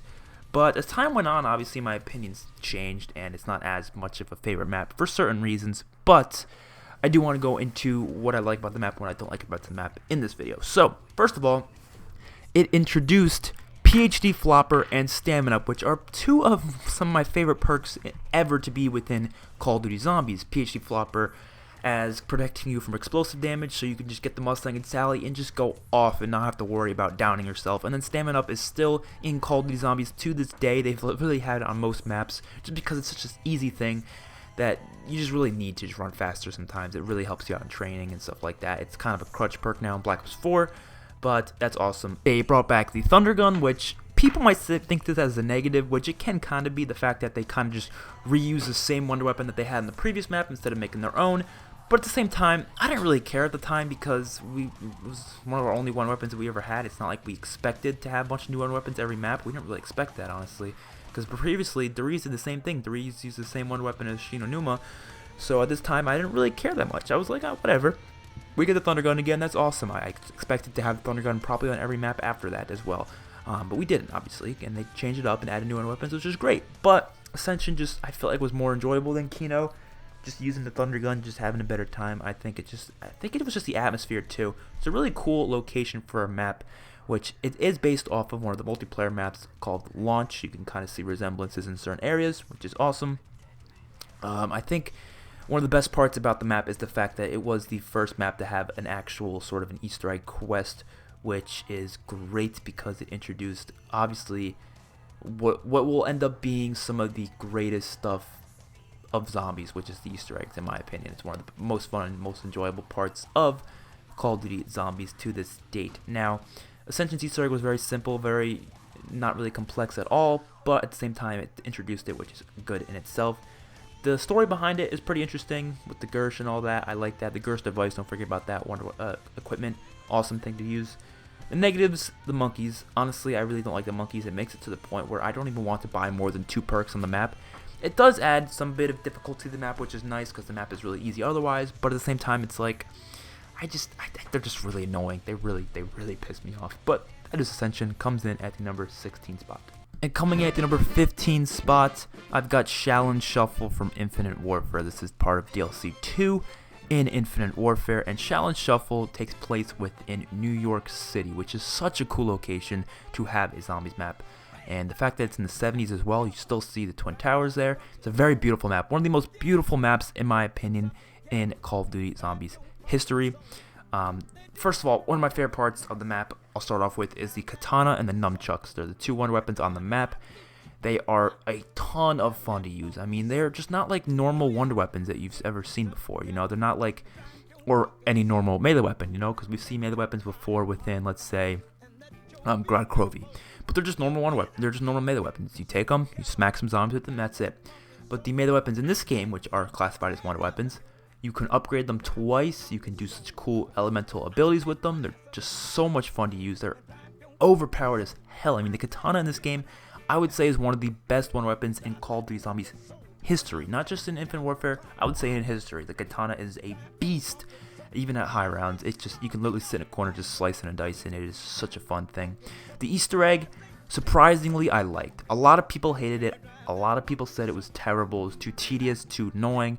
I liked it. I really did. And, you know, it was so difficult and so tedious to the point where it was like, it's so rewarding to beat it. Now, obviously, when you lose this Easter egg, you just wanted to throw the controller across the fucking room because it was such a bitch to get through. Now, I've complained about tedious Easter eggs in the past. I have. But this tedious is a different type of tedious. This is like the tedious where it's actually rewarding when you beat it, because when you beat it, you get to use the katana every game at the start of it. You have to buy it for 10,000 within the room with Elvira, not Elvira, the lady, Pam Grier. She's just chilling in there. You have to buy it from there for 10,000. Every game you can do that after you complete the Easter egg just once, which is so awesome, because then you don't have to go through the difficult process of getting the katana, which is obviously you have to beat the Easter egg to get it. So it's, I fucking love it, man. I love the map. I love the map's theme. I love the area. This is a map that did a sewer right, because the sewer in Infection was just stupid, but the sewer in this map was just kind of cool. Not gonna lie. The music. Oh my god, the music is so great to listen to. It's just like jazz music. You got rock music in certain areas, depending on where you are. If you're by the strip club, you have like the type of music you hear outside of a strip club. In the disco place, you hear like disco music, like Burn, Baby, Burn. You hear that type of music. There's the bar, which you hear rock music. It's just such a cool idea to have different locations have all these different music. The traps are awesome as well. You have the train that comes flying through every now and then and just murks people if you're in front of it. So cool. You have the trap within the sewer and the little circular area in the sewer. You like sucks them all into the air vent. That thing's awesome. The kung fu abilities, so much fun to experiment with all 4 of them and just run around the map using different kung fu abilities. Those are a ton of fun. Now, the only things that I would kind of say are bad about this map, the karate zombies, so annoying to get, especially in the higher rounds. They spawn in way too much. I think they're a good amount of difficulty the way they are now, but I think they just shouldn't spawn in as much in the higher rounds, because in the higher rounds they start spawning with the zombies and it just gets ridiculous. But they're a good type of difficult, because you know they actually kind of work. You know, they can be very annoying, but I think that's just part of the map. Easter egg steps, like I said, can get tedious. That could be a negative in some ways, but at the same time, it's just such a fun Easter egg. You do the Morse code, which people don't like Morse code, but honestly, I have fun learning Morse code for this Easter egg. You learn like the symbols and how they connect to the different letters. I'm sorry, I liked it. It's not the type of Easter egg I want to do every day, but after beating it, it felt really good. So Challenge Shuffle comes in at the number 15 spot. And coming in at number 14 spots, I've got Revelations, which was DLC 4 of Black Ops 3. Revelations is a beautiful map. Probably the most beautiful map we've ever seen in Call of Duty Zombies history. And I like that. I was really excited for this map. Probably too excited, because my excitement for this map got way too high to the point where it was like, you know, I ended up being disappointed in the end. That's kind of part of why it's not as great as I hoped it was going to be. I do love how they brought back old map locations. A lot of people said that was really, you know, stupid and kind of, I guess they could say, like lazy, but I liked it. I wanted this to happen. I was hoping they would bring back old locations, but I was hoping they would bring back more locations. And it might sound really selfish, like, bro, they already gave us so much, but I think they should have just go hard or go home. That's how they should have done it. If they didn't want to go hard with the bringing back maps, they should have just made a new map with new locations, because bringing back old locations is cool, but there should have been more than that, because if you're gonna do remakes, at least do it to the extreme, you know what I mean? So that's one thing. The Thunder Gun and the Apothecary Servant returning was cool. It wasn't anything new. I wish, like I said, same system, same idea as before. Go hard or go home. If you're gonna bring back 2 wonder weapons, just bring back a couple more wonder weapons while you're at it, instead of just doing that. Either bring back 1 new wonder weapon or bring back a bunch of old ones instead of just 2 old ones. To me, I mean, they could have fit in more. You might be saying that would make it too easy, but just make it so you can only have one at a time, and then it's like, okay, every game I get something different. And it's not like they couldn't do that. It's not like it'd be impossible for them to do that. It's not like they had to do some crazy shit. They could have just brought back ones from Black Ops 3. They could have brought back KT4, the Ray Gun Mark III, stuff like that. They could have just done that, but you know, it is what it is. Even specialist weapons, they should have brought back old specialist weapons. They should have brought more classic weapons, more, like, I guess you could say, weapons from the black market and multiplayer. They had a ton of cool black market weapons in multiplayer that they just never added to zombies, which they could have added within this DLC, which would have been really cool. I just think it was DLC 4. They should have gone hard. That's kind of how I felt. But there's other good things about the map, including the music. The music's great. The soundtrack, the different background music that plays, the Easter egg song is great. Easter egg music that plays within the boss fight arena is great. And bringing back old zombies bosses is cool too, but kind of the same thing. It would have been cooler if they brought back maybe a few more. You know, I felt like there was just a little bit more they needed, which would have been nice. The first boss fight was really cool as well. Not the second one. The second one was stupid, but the first one was great when you have to fight all the different elemental Margwas within that arena. That was really cool. It's not a good final map though. For like the final DLC 4 map, it's not that good for it. As if it was like DLC 3 or something, it'd be pretty great. Honestly, probably a lot higher. But for the final map, it did seem like a letdown. The story was a huge letdown. The Easter egg cutscene was like, what? I mean, now that we know we got more, because we thought this was all the ending of that entirety of that. We thought it was complete end of the Easter story, but obviously we got more within Blood of the Dead. So it kind of changed my opinion on that a little bit, but at the same time, we have to wait 3 years to see what's going to happen, and it was like, what kind of cutscene was that?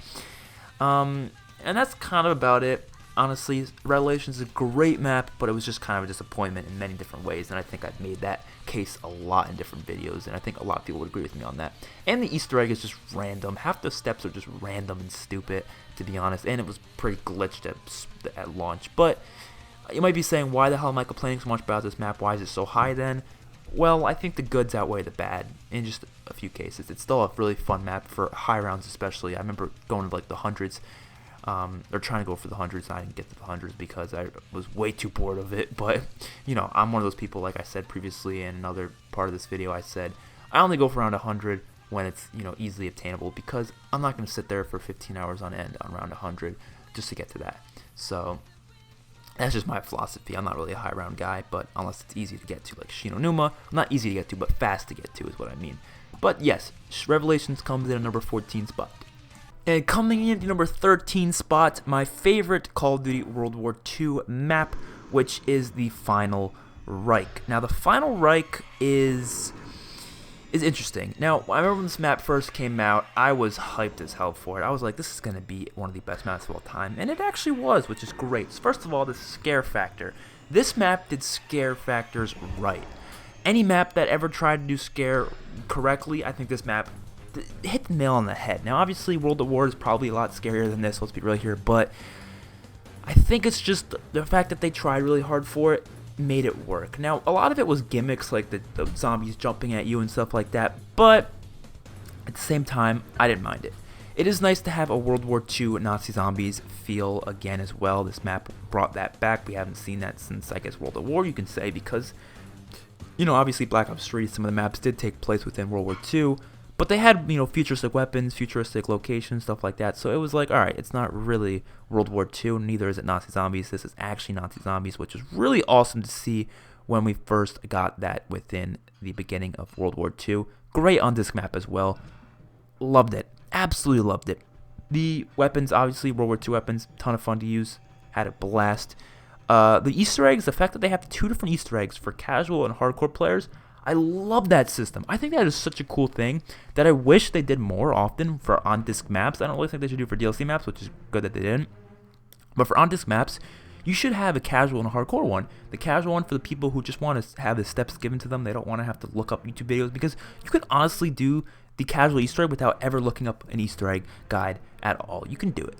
The other one, not so much. You probably do need a guide for it. But I had a lot of fun doing both of the quests. I think they were a ton of fun to do, and I had a blast. Tesla gun isn't the best weapon in history, but the upgrades are pretty useful and are pretty fun to get as well, and they can pack a punch, I'm not gonna lie. The only negatives, honestly, I have about this map is that the story isn't that investing that much. I didn't really care too much about the characters. I didn't really care too much about the story.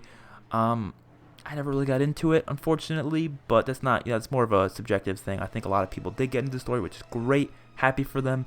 But it did have just a cool location and cool vibe to it. So I gotta say, World War II, you guys did a great job on the Final Reich. The other maps, you did okay with. I think a few of them more than others, but for the most part, I think the Final Reich is what a zombies map should be, as well if it's going to be World War II themed. And I had a ton of fun in it. So, yep, that comes in at number 13 spot. Coming in at number 12 spot, I've got Der Riese, my favorite World at War map. One of my favorite classic maps of all time. Not my favorite, though. You'll see which one's my favorite from the, I guess you can say, Jimmy Zielinski era before Mob of the Dead. Which, that's what I consider the classic era, is any map before Mob of the Dead. Before, Blundell came in and changed things up. Not for the better. For the better in some ways. In other ways, not so much. But I think, for the most part, for the better. Because obviously you can see a lot of the post-Blundell maps are actually on the higher parts of this list. Der Riese is just such a fun map. Now, I think people... Look, I understand what I was saying before. I was saying I don't like the classic maps all that much because they're too simple. They get really boring. There's just not much depth to it. Der Riese is very similar. It doesn't really have much depth to it. And so you might be wondering, why the hell is it so high?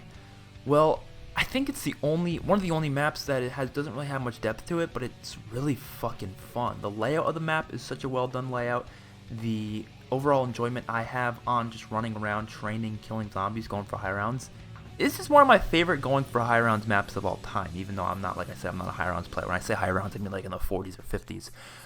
The Giant, which was the remake of it, don't consider it a different map because obviously it has a different name. But I consider basically a Zombies Chronicles remake, just like I do with the other 8 Zombies Chronicles maps, because it's the same map. There's not much different to it other than the Easter egg gives you a different reward, and there's different guns on it. The same with Zombies Chronicles, there's different guns. The Giant, I wouldn't consider it to be better than Black Ops 1 or World at War's version of it, but I would still consider it to be a ton of fun within Black Ops 3, because Shadows of Evil, I played that map a lot. Whenever I just didn't feel like playing it, I went on the Giant a lot just to run around and level up my guns. And it was the first map to introduce the Pack-a-Punch. I'd consider this map having the most innovation out of any map of all time. The storyline on this map is really where it started to pick up, and the story on this map is probably the best story of any map, one of the best at least. It's just so interesting, everything that happened within the factory with Richtofen and Maxis and Samantha, and Richtofen locking Maxis and Samantha within the teleporter, and then how the Giant kind of built off of that storyline with the new cutscene where 2.0 Richtofen came and then shot his 1.0 self in the face. Such a cool Easter egg, or such a cool cutscene, I mean. Obviously the only negatives would be, like I said, for any classic map, it can get kind of boring, can be too easy at times, but that's really all I have to say. Other than that, it's fine. World at War's version did have a few glitches here and there, like Juggernog not working when you use the Wunderwaffe, which is kind of annoying. Other than that, it's great. Wunderwaffe, a ton of fun to use. Obviously, it's not the first map they introduced it, but still a ton of fun. Der Riese comes in at the number 12 spot. Coming in at the number 11 spot, I've got Buried from Black Ops 2. This is the DLC 3 map, and I absolutely adore Buried. A lot of people don't like Buried. It's a very love-hate relationship for most people. They either love Buried or they hate it. Now, I'm kind of in the love category for that for a certain amount of reasons. Now, let's talk about what I like. So first of all, the Paralyzer. The one weapons in general. They added the Paralyzer as well as the Rega Mark II. First of all, awesome the fact that they added the Rega Mark II. One of the coolest one weapons in history. One of the most fun. One of the best. And they added it to every map previously, so that's great as well. Paralyzer is an unlimited ammo one weapon, which is such a good one weapon. Easily one of the best in history. That's great. The music, the whole Western vibe, the underground sort of cowboy feel. Awesome.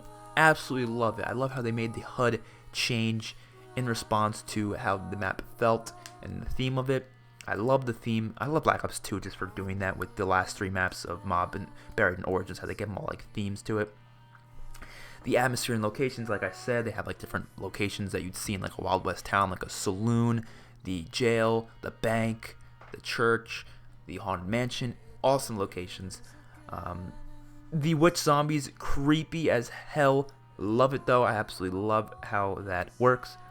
Only negative, actually, for Volt Raid, forgot to mention Volt Raid, one of the best perks in history. Only map to have it on, so that definitely makes Buried very, very, very unique for being the only map to have Volt Raid, which is pretty crazy to me that they just never returned it, which I guess was way too good, I guess, but they could have nerfed it down a little bit, but you get the idea. Only negative I have about this map, Easter egg can be way too hard, and you can only do it with 4 players, which can be kind of annoying. And actually, this map's way too easy. The map itself, not the Easter egg, but the map itself, so easy. You get free points left and right. The bank, it lets you get way too many points early on. The training spots are just way too easy to do, and the camping spots are way too easy.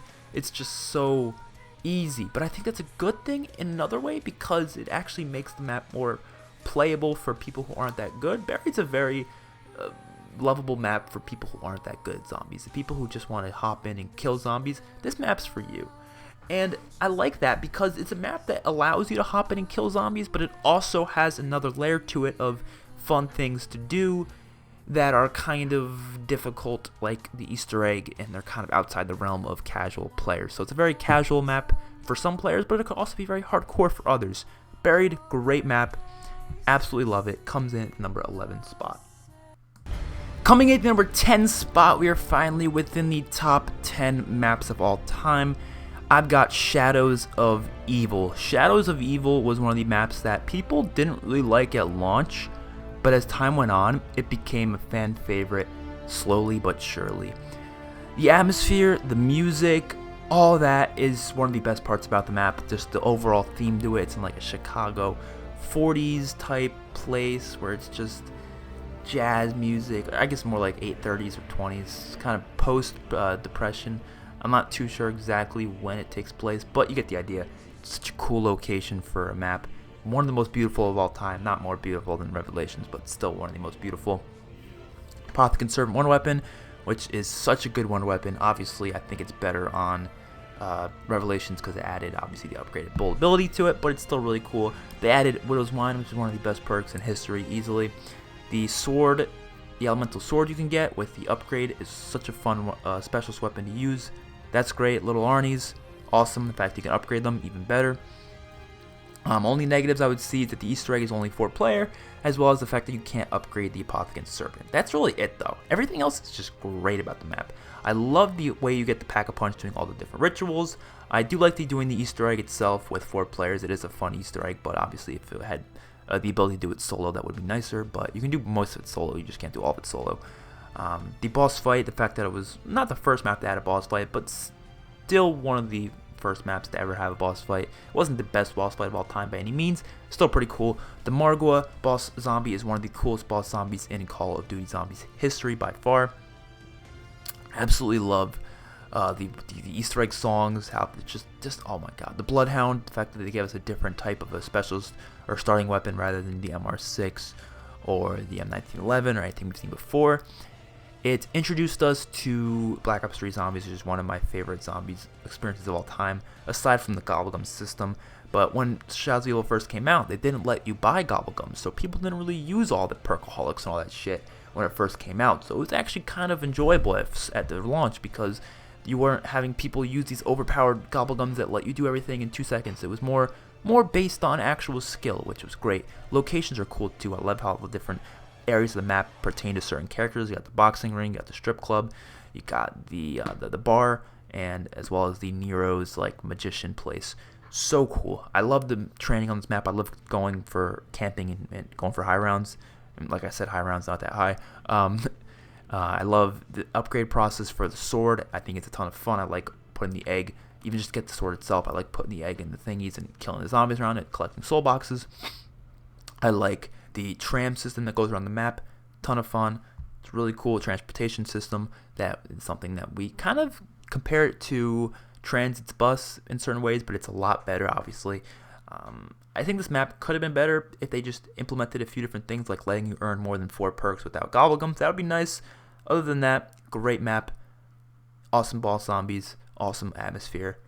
Amazing. Shadows of Evil comes in at the number 10 spot. And coming in at the number 9 spot, I've got Call of the Dead. My favorite pre-Blundell map. my favorite map from Black Ops 1 or World at War, or even, you know, post Mob of the Dead, or no, pre-Mob of the Dead Black Ops 2.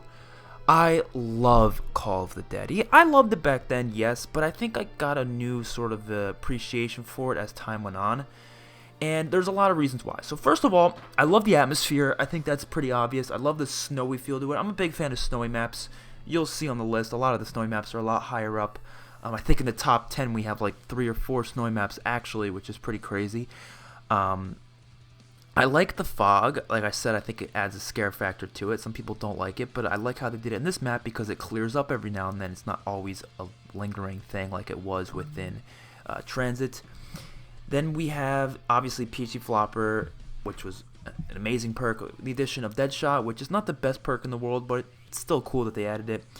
The Scavenger Wonder Weapon, which is one of the most fun Wonder Weapons to use in Call of Duty history, especially when paired with PhD Flopper.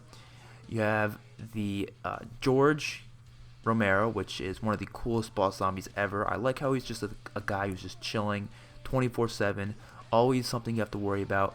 But he's just really, really slow, and I like how you can kill him and get free perks out of it, so you can get more than 4 perks for free, which is really nice. And high rounds really never get boring, because you're never just training around aimlessly, not worrying about a damn thing. You're always on your toes, and you always feel like you have to be watching out for something, which is what kind of makes Call of the Dead so much fun, in my opinion. Perfect difficulty. I don't think it's too hard. I don't think it's too easy. The Easter egg is really simple. It's like the simple Easter egg of the game.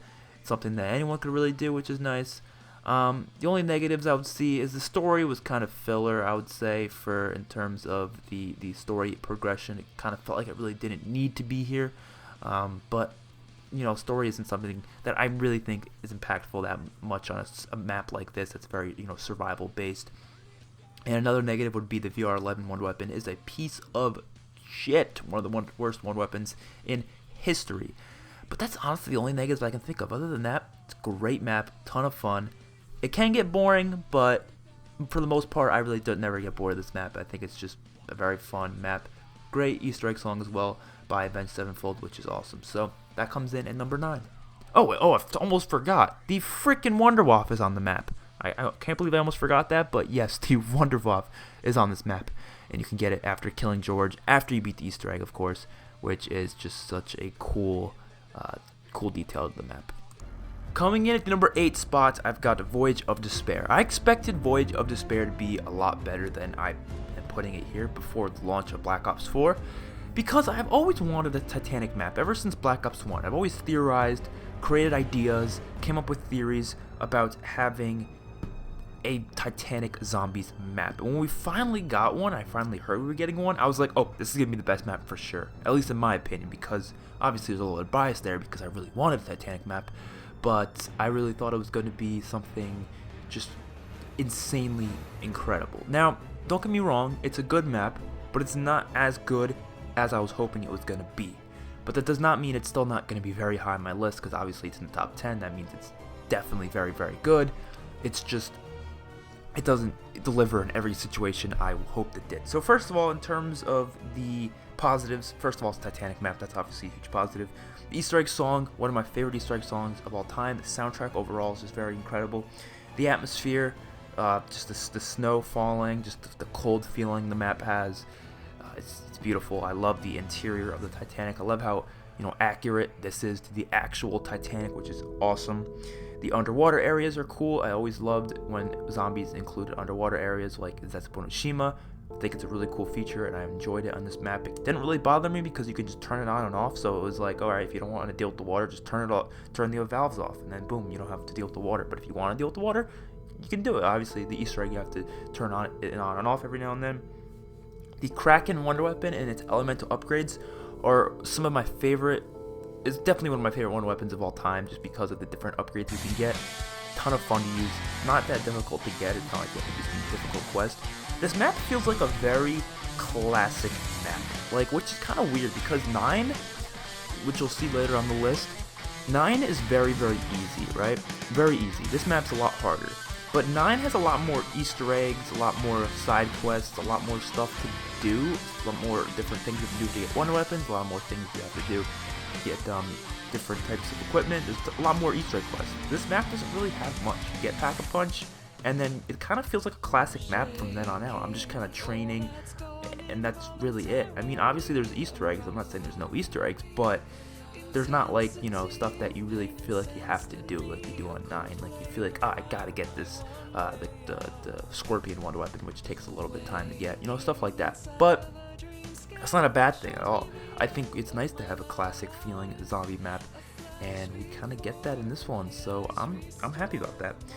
The training spots are also really fun. I like how you can train on the poop deck. I mean, people say that the map's too tight, that makes it bad, but I think there's a good amount of tight areas, but there's also a good amount of training areas, so I disagree with people who say it's too tight.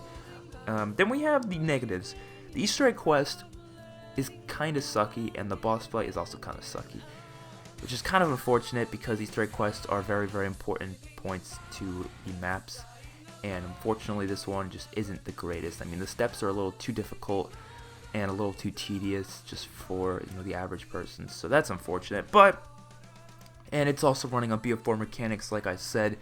I'm going to say that for every single BO4 map. These maps would be so much better if they just fix the mechanics and make them better. If they make the perk system a little bit better, they change around the HUD, because right now it's a jumbled mess. They give the maps different, you know, themed HUDs rather than having the same HUD each time. They maybe change around how the gobblegum system works in regards to the D-pad, maybe make the shield on the D-pad. So I talked about this before in different videos. I'm not going to go into depth now. But under BO4 mechanics, it's kind of unfortunate because I'm not a big fan of them, but it doesn't affect these maps that much because they're still really high, as you can see. And another problems I have with this map, too many boss zombies. I feel like sometimes there can be just ridiculous amount at once, and the map had a missed opportunity with the whole Titanic theme. Like I said before, I kind of expected more from my Titanic map.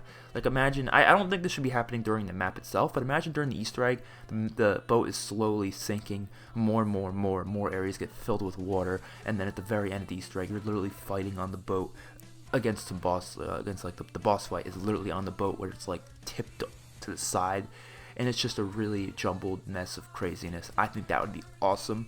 But unfortunately, they didn't take that opportunity, and they kind of just made the map sit there, and then when you complete the Easter egg, then it sinks. It's like, and you don't even get to, it just sinks in a cutscene. That's really it. That's unfortunate. But, yep, Voyage to Despair comes at number 8. Coming in at the number 7 spot, I've got the Blood of the Dead. Blood of the Dead is a map I was also really excited for, because Mob of the Dead is one of my favorite maps of all time. You'll see that later on the list. So I was like, okay, is this going to be better than Blood, or is it better than Mob, or is it going to be not as good? And I didn't really expect it to be better, which is kind of what ended up happening.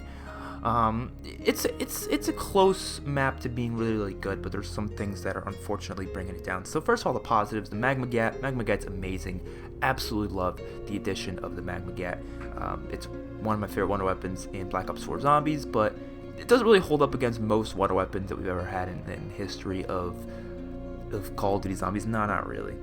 The extended areas are cool too. I like how it's bigger than Mob of the Dead. There's more areas, like the whole opening area is really cool.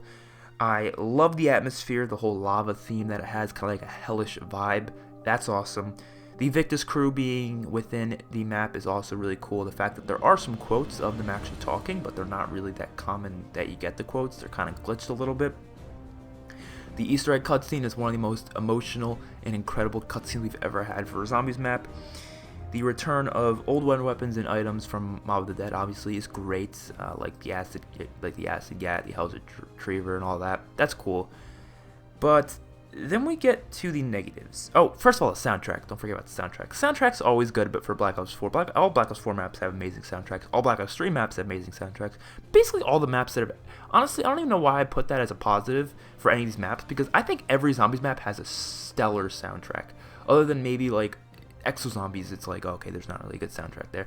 But every other map, man, especially Treyarch, they do an incredible job. And when I say soundtrack, I don't just mean the Easter egg song. I mean the Easter egg song. I mean the sounds that play in the background when you're just walking through different areas of the map. Stuff like that. That's great.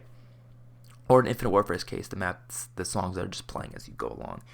We get the negatives as well. So the Acid Gat is crap. Not even close to as good as the original version of it, which is really unfortunate.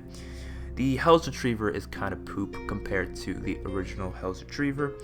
There's no plane or afterlife Easter eggs. Now, look, I don't think afterlife should be part of the map, because this isn't Mob of the Dead. This is not the same map. Neither should, you know, the plane be in the same way as it was, bringing you to Pack-a-Punch. But they should have had the Easter egg quest. At least you do something with Afterlife mode. Maybe you go into it for some Easter egg step, or maybe you have to take the plane to the Golden Gate Bridge for a certain step in the Easter egg quest. That would be cool, but they just didn't bother with that. The dogs can be very obnoxious on this map. I don't know what it is, but the dogs are just times 10 obnoxiousness on this map compared to Classified, which is just, at launch they were a lot worse. They're not as bad now, but they were still pretty bad. Easter egg quest is insanely difficult and tedious. The steps are kind of random. They're really stupid. I mean, people have gone over and complained about this Easter egg enough times, and I think it's one of the worst Easter egg quests we've ever had in terms of just enjoyment. I mean, it's just really, it's not a fun Easter egg, I gotta say. Again, it's running under BO4 mechanics, which, like I said, I'm not a big fan of. And that's about it. Other than that, it's a fun map. I enjoy it, and I think the goods do outweigh the bad. But it could be so much better, just with a few changes here and there. It could be amazing. Just needs a few minor changes here and there. Coming in at the number 6 spot, I've got Zombies in Spaceland. Man, oh man, I fucking love this map, honestly. My favorite map in Infinite Warfare, my favorite non-Treyarch map ever. I love Spaceland. I remember when this first came out, similar to the Voyage of Despair, it's a map I've always wanted. I've always wanted a theme park, carnival, amusement park type of a map. I've always wanted that. I've been begging for that since Black Ops 1, and the fact that we were going to get it, I was like so insanely excited. So let's get into what I love about Spaceland. So first of all, it is, let's just say Director's Cut. First of all, that's for all Infinite Warfare maps. Director's Cut makes the maps infinitely more fun, but Spaceland more than others because you can just straight up get the wonder weapons out of the box, and the wonder weapons are a ton of fun to use on this map. The little space pistols, as well as Director's Cut, it allows you to double Pack-a-Punch right away, because previously without it you had to complete the Easter egg first to do double Pack-a-Punch, which could be kind of tedious. Overall, 4 space pistols is a big plus, and you can double pack them, and then they're just a beast amount of fun to use. Difficult but simple Easter egg. I really like this Easter egg because of the fact that it's really short, and it's not very like tedious. The steps aren't very, I guess you could say, in depth. They're very simple. You just do these 3 Sedicom things. You do a Simon Says little thingy, and then boom, you're in the boss fight. It's such a simple Easter egg, but it's a little bit difficult in certain ways, in certain aspects, especially the alien boss fight is actually pretty hard when you're not on Director's Cut. When you're on Director's Cut, it's almost a breeze, but without it, it's actually kind of difficult. It took me and my friends a decent amount of tries, but it's still a ton of fun. One of my favorite Easter eggs of all time because the steps are not tedious. They're literally steps that you just have to kill zombies to do. You know, that's basically the steps. You just defend 3 different Sedicoms. They're not that difficult, and they're fun. They're really, really fun. David Hasselhoff being like the guy on the map, that's awesome as well. The fact that you can play as him, the fact that you can have him be side by side fighting with you, it's so awesome. The arcade system with the tickets, I love that system. I thought that was the coolest thing they added. I was really hoping Infinite Warfare would continue doing an arcade/ticket system on every map. Like maybe they could have done it, I don't know, there was like a recreational room on the next map on Raven Woods. Maybe they could have done something like that. But at the same time, it didn't really matter because it just made me like this map even more because it was something unique that was only on this map. People said they don't like having to do arcade games to get tickets, but you don't have to. The only things you need to do for the Easter egg is get 300, or maybe a little more than that, tickets, because you got to get the gold teeth, and then you got to get the reactor core. But that's it. You like maybe 500 tickets, and you don't even need to play the arcade games to get tickets. You can just do the challenges from the Neil robot, which that's even more fun. I love the challenge robot. That adds a load of enjoyment to the game. The weapon elemental upgrades are also cool with the reactor core. The fact that you can get different elemental upgrades on top of double Pack-a-Punching, which is so awesome. The locations, the atmospheres, the rides that you can ride on, awesome. The music, the fact that there's 80s music playing throughout the entirety of your time on this map just adds so much replayability to it because I'm never bored playing on this map. If I go for high rounds, I'm having a blast because I'm listening to 80s music the whole time, and it's a fun ass time. I love the music on this map. It adds so much replayability to it. It really, really does.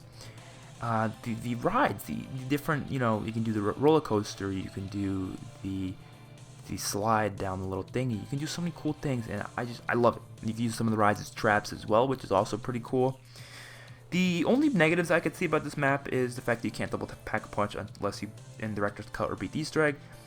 The zombie collisions on Infinite Warfare can be kind of clunky, but that's kind of just an Infinite Warfare mechanic. And the only other negative I would see is they could have done more, just like Titanic. I guess my expectations were higher because I've always wanted it. Like, maybe it would have been cooler if we had a few more rides to, you know, do stuff with. Maybe like a Ferris wheel or something. That would have been cool, but I'm asking for too much. For what we got was still amazing. So Spaceland comes in at number 6. Now we are in the top 5 maps of all time. This is really, really exciting. Next up we have Gorod Krovi from Call of Duty Black Ops 3. This is part of DLC 3. I remember when this map first came out, I was so excited because they included the PPSH and the Reagan Mark II. All the guns they added on this map, that's one of the best parts about it. The fact that they added all these amazing weapons like the PPSH, Reagan Mark III, the FFAR, the launcher thingy, the crossbows, which weren't that useful, but they were pretty cool because you could revive your teammates, kind of like the ballistic knife. That was awesome. I would say this is the best Easter egg quest of the entirety of Zombies. It's not too difficult, but it's difficult enough to the point where it's a really fun one to speedrun, and it's a really cool quest because it's nice and organized. You know, you have to go for 6 different trophies, and you have to do the 6 different trophy challenges, which some of them are really hard, some of them are really easy. They can be really obnoxious at points, but if you're using gobblegums, they're not as bad. I think it's just a really, really fun quest to do. The boss fight, best boss fight of all time. I love this boss fight. The giant dragon and the mech robot, amazing. The atmosphere, the fact that it's in Stalingrad, such a cool location. The soundtrack, as always, amazing. The story development that this map brings to the table is really, really good. It was a really good story map. With everything it did, it kind of closed up some of the stories from previous maps, like with Gersh, and with kind of segueing. I don't know what word to use for that, but kind of segueing. Like you use this word when you're trying to say segue. That's what it is. Segueing. Maybe I'm wrong. We'll kind of showing off and kind of bringing us to DLC 4. I guess that's how you explain it. I'm terrible with words sometimes. But the melee weapon quest is also a ton of fun to do. Hey, you do the time trials and you get the different melee weapons. That's great. Only negative I can possibly find about this map, honestly, is sometimes it feels too easy. Only sometimes, though. There's a lot of good training spots, which is nice, but sometimes I feel like it's just way too easy. And it's under Black Ops 3's mechanics, which, like I said, I'm not the biggest fan of the fact that, you know, you can get Perkaholic and then be basically home free for the rest of the game. I don't know. Gobblegum system overall is just not my favorite. The pack punch location is really cool as well, and I like the challenge graveyard stones that you can get a free perk out of, but that's only really the way to get a free perk because you can only get 5 without Gobblegums, which is kind of unfortunate. I wish there was more ways to get more, but it is what it is. Gorod Krovi comes in at the number 5 spot. Coming in at the number 4 spot, I've got Draisen Dracha. This is the DLC 1 map in Call of Duty Black Ops 3. Now, this map was my favorite for a long time. Well, not my favorite, but one of my favorites for a long time, and it continued to be that way for a while. This map, I think, is so good because of the bows. That's kind of the biggest part about it. I love the elemental bows that you can get. They kind of remind me of the staffs from Origins, so that obviously made me enjoy them a lot more than I previously would without them. The Easter egg quest is one of my favorites as well compared to Gorod Krovi. Do I think it's better than Gorod Krovi's Easter egg? No, but I think it's still really, really fun, especially the boss fight. It's amazing. Soundtrack, atmosphere is all great as well. I love the snowy theme of the map. Like I said, I love snowy maps a lot. Bringing back the Panzer was really, really cool. Only negatives I would see is they didn't really add any new guns, and it was a little too easy. Way too easy, actually. Trying to go to high rounds is just such a simple breeze, and you can't get any more than 4 perks through any Easter egg quests at all, so that's kind of unfortunate. But this map is just such a nice map. I think it's just all around a classic for everyone. The Ragnarok DG4s are really, really fun to use as well. I remember there was a glitch with them I did, and I got to like round 60 pretty easily because you can just glitch and just literally infinitely use them, which was crazy. But the bows, I think, are what they're exactly what makes this map have more replayability, because every game I can choose which bow I want to get. I can get all of them, I can get one of them, I can get two of them, I can get three of them. I can choose which ones I want to get, and it's really a fun quest to go for them. I think it's like a not too easy but difficult enough quest. I think the fire is a little too difficult to get, but the other ones are all pretty perfect, I think, in terms of how you get them. You know, they're not too hard, they're not too easy, and they're very, very useful. They're some of the best wonder weapons in the entirety of Call of Duty Zombies ever, which is great. Easter egg ending was pretty cool as well. I like the whole story behind this map. And just, it's a castle. I mean, come on, that's a fucking awesome location for a map. Easter egg song, one of my favorites of all time as well. They brought back the Wonder Fizz, which was nice. It definitely felt like an Origins 2.0 in many, many ways. That's for sure. Definitely did. But another negative, it's under Black Ops 3's Gobblegum mechanics, which is kind of unfortunate, but it is what it is. The Rising Darhawk comes in at number 4. Coming in at the number 3 spot, I've got 9 from Call of Duty Black Ops 4. This map is really, really surprising to me because I was not that excited for this map when it came to Black Ops 4. This is one of my least excited maps. I was like, okay, Blood of the Dead looks amazing. Voyage of Despair looks amazing. Classified looks amazing, even though we didn't have any classified stuff. I just thought it was going to be amazing because it was a 5 remake. I was like, it's got to be amazing. But 9 was kind of like, I was just like, yeah, it looks good, but I'm probably not going to play it that much, not compared to Voyage and Blood. Man, was I wrong. I was so freaking wrong. This map is incredible. So freaking good. First of all, the Gladiator atmosphere is really awesome. I didn't expect to love it that much, the whole atmosphere, but I love it a lot. The different boss zombies are not too difficult to fight against. I think they're just perfectly balanced. The Tigers were kind of unbalanced at launch, but now they work just fine. The challenge podiums, ton of fun to do those challenges, and you can get a free perk out of it. You can get the Strife pistol pack-a-punched out of it, which is awesome. The Scorpion gun, the Circuit's Kiss wonder weapon, amazing wonder weapon, and a ton of fun challenge to go for. I think it's a really fun quest to have to get it, which is great. The soundtrack and the song obviously is great. The map layout, I really like how it's like a center area, and then you have to go to the 4 different god statue type locations, and there's a whole underground. I really like the layout of the map, definitely. The Easter egg quest and the boss fight, one of my favorite Easter egg quests of all time. I think it's just not as better than Grog Krovi, but I think it's one of my favorites. I just really like how well balanced it is, and you're always on your toes. You're always doing stuff. You're not sitting around reading Morse code or some shit, which, like I said, I didn't mind Morse code in Shell and Shuffle, but when I saw Morse code again in Blood of the Dead, I was like, come on now, do we really need to see more Morse code? I was fine just having it on Shell and Shuffle. I don't need it again, but I think this Easter egg quest is balanced enough, and the boss fight is so epic with those giant-ass elephant thingies. That is just so cool. The only problems I would have with the map is it does feel too easy at times. The map can feel pretty small as well. I don't think it's small, but like sometimes you're just like, yeah, it's not that many areas to really do stuff in. You know, most of the areas are mainly used for other stuff. But and it's running under BO4 mechanics, which is unfortunate. You can get up to 6 perks, which is nice, but the only problem with those 2 other perks, they can only get them once, and once you go down, you lose them forever, so it's like, oh, shit. The crowd affinity thing is pretty cool, too, how if you please the crowd, they give you free power-ups. That's nice, too. I like that little touch there.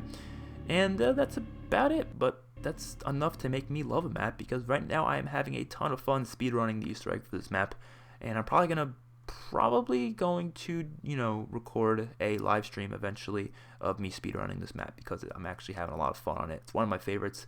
Not really playing the other maps that much, but this one I am playing a ton, so it comes in at the number 3 spot. And coming in at the number 2 spot, I've got Mob of the Dead. Whew, Mob of the Dead. You probably know the top 2. I mean, most people have these 2 maps at the top 2 spots. The majority of people do. I think they're just really hard maps to beat, and I really want a Black Ops 4 map to beat it. But I don't know if it's going to happen. I don't know. We have to wait and see. The mechanics are a big reason for that. I think, honestly, 9 would have beaten Mob of the Dead, possibly even Origins, if the Black Ops 4 mechanics were a lot better and we didn't have the stupid perk system. We didn't have how the D-pad works and how the goggles work. If it was under Black Ops 2 mechanics, or Black Ops 3 even, which I'm not a big fan of Black Ops 3 mechanics either, but I like them more than Black Ops 4. Honestly, that would probably be number 1 or number 2, but unfortunately, it's not. But Mob of the Dead is here at number 2. What I love about the map, the Blunder Gap and the Acid Gap, amazing wonder weapons. Some of the best we've ever had in Call of Duty history. the quest to get them, or even just getting them out of the box, is also really fun enjoyment too. I like how you can get it in 2 different ways, which is nice. The new weapons out on the map, like the AK-47. This is back when Black Ops 2 actually added new weapons like every map, which were not even weapons from multiplayer, may I add. They're not just, they actually add in new stuff, which was nice. Also the death machine you can use, the Uzi, ton of fun weapons to use. The Hell's Retriever and the Hell's Redeemer, awesome equipment, and it didn't replace your grenades, which was nice.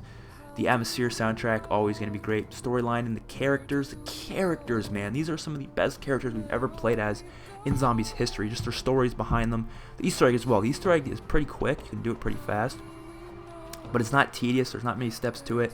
It's pretty simple, and it's a really just fun quest to do. I think the early rounds in Mob of the Dead are kind of annoying, especially going for the parts to the plane. They can kind of get a little tedious at times, but at the same time, they're not that bad. The only other negative I see is the fact that there's not many perks on the map. There's only 5 perks, and one of them's Deadshot, so you basically get the same 4 perks every game.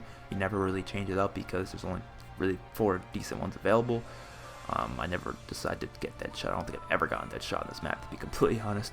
But that's kind of the only negatives I see. And it was the first map to actually be, Blundell. It was the first Blundell map. And it was the first map to kind of innovate in terms of the HUD display, the different soundtracks when you go into different areas of the map, because they never did that before. It's the first map to kind of change the round-changing music to rather be something different other than just the average music that we had every other map. It was the first map to really change things up, and I really applaud Blundell for that. And Mob of the Dead comes in at number 2. Oh, how could I possibly forget? And they added freaking one of my favorite perks of all time, Electric Cherry. And coming into number 1 spot, the map I will never get bored of ever in my entire life. I can play this map on the daily. I can literally sit on my ass for 24 hours at a time and I can play this map, and I'm gotta tell you, I will not get bored of it. Origins. I love this map. First of all, let's just get the Easter egg out of the way. One of my favorite Easter eggs of all time, not my favorite, but one of my favorites. To speedrun especially, just going through, getting all the staffs, upgrading all the staffs, and then doing the different robot steps. It's just incredible Easter egg. And then the ending cutscene is really awesome as well. The staffs, fucking amazing wonder weapons, and the quest to get them are really fun. It's just the way the map works is so well. It's just so well organized. I think everything is just so perfectly thought out. The way you get stuff, the layout of the map, the way everything fits and works. It's really hard to explain, but I think it's just so perfect where everything is located on the map. The storyline is great as well. Definitely the first map to have the 2.0 characters, or the premise characters, which was really cool. The fun side quests, there's tons of side quests to do aside from the Easter egg. You don't have to do, if you don't want to do the Easter egg, you can literally do so many other things. Like, for example, trying to get all 9 perks through the dig sites, you can go through the Thunder Punch thingies, but obviously those you do need for the Easter egg, but you can just do those without doing the Easter egg.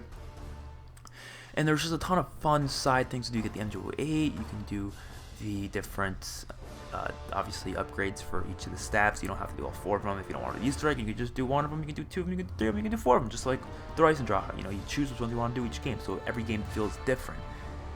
It's difficult, but not annoying. I think this map is a perfect difficulty, and I never felt annoyed by this map. I know a lot of people do feel annoyed when they get stuck in the mud or they get killed by the Panzer, but whenever I die in this map, I'm like, oh fuck, I made a mistake. I always blame myself, which if you're blaming yourself for a map rather than blaming the map itself, that map did a good job at making it difficult but not annoying. So this map, I think, just does it perfectly. I've gotten killed by the robot plenty of times in stupid ways, but I'm always sitting there like, I should have been smarter. I should have been looking out. I should have been made sure there was no robot coming, And there's ways, obviously, to get stuff like the golden shovel and the golden helmet that can protect you from the robot, which is really cool. As well as, I forgot about those cool little monkey bomb, napalm grenade thingies. I forget what they're called, but those things are awesome too. The Atmosphere soundtrack, always great as well. They brought back PhD Flopper. Obviously, it was kind of upsetting they have the Mustang and Sally, but still really cool to have PhD Flopper back because we haven't seen it in a while in its original form. The Thunder Punch and Boom Hilda. Boom Hilda is one of my favorite upgraded guns of all time. The ability to get all the perks without gobblegums or any of that bullshit is just great. Black Ops 3's version of Mob of the Dead and Zombies, of Origins and and Chronicles, I don't like it better, but it's still really fun. I think it's an enjoyable version of Origins. I think the original is a lot better, but if you only have the Zombies Chronicles version, I think it's an okay, I guess it's an okay replacement. The gobblegums make it a lot easier, but I'm not a big fan of gobblegums, like I said before. But I think also there's also the problem that they patched a lot of the cool like shortcuts you can do within the Easter egg, because some of the shortcuts are really necessary to actually enjoy the Easter egg. Because putting each of the stats individually in each of the robots is such a tedious task that is my least favorite part of the Easter egg. But there was easy shortcuts around it, which they were considered glitches, and they patched them within Black Ops 3. So Black Ops 3's Easter egg of Origins is not very fun to me, and I never really wanted to do it. But Black Ops 2, since you have that shortcut to pass the tedious part of the Easter egg, I actually enjoy it. So I'm okay with that.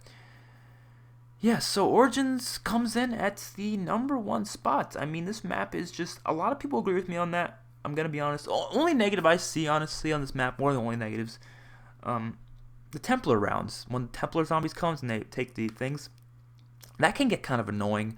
Like, I understand it's there to keep you on your toes, but it's just like, I'm on the other side of the map, I really don't feel like going to the other side of the map. And you need those things on to get Pack-a-Punch, as well as do some Easter egg steps. So it's really obnoxious when they get turned off, and you're just like, fuck, I gotta go all the way across the map just to do one thing. It's really tedious. I think if there was a fast travel method to get from the 6th generator to the 1st generator, that would be really nice, so you can maybe do things a little bit quicker, but at the same time, it is what it is.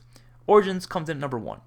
So yes, hopefully you guys enjoyed this long ass video. Let me know your top 5, your top 10, your top 20, or if you want to do all 45 and you want to list them out in the comments, do that. I don't care. Long ass video, I know it's 2 hours long, it's going to take a while to render. I hope I can get this up to you guys as soon as possible. I've been working on this video for over a month, so please smack that like button, show me some support, share it with people, because nobody has done this before. Nobody has ranked every single map in Call of Duty history, including Treyarch, Infinity Ward, as well as the Black Ops 4 maps. I have not seen anybody do it so far on YouTube, so it is really awesome to be probably one of the first people to do it. So yeah, hopefully you guys enjoyed, and I'll see you guys in my next one. Peace out.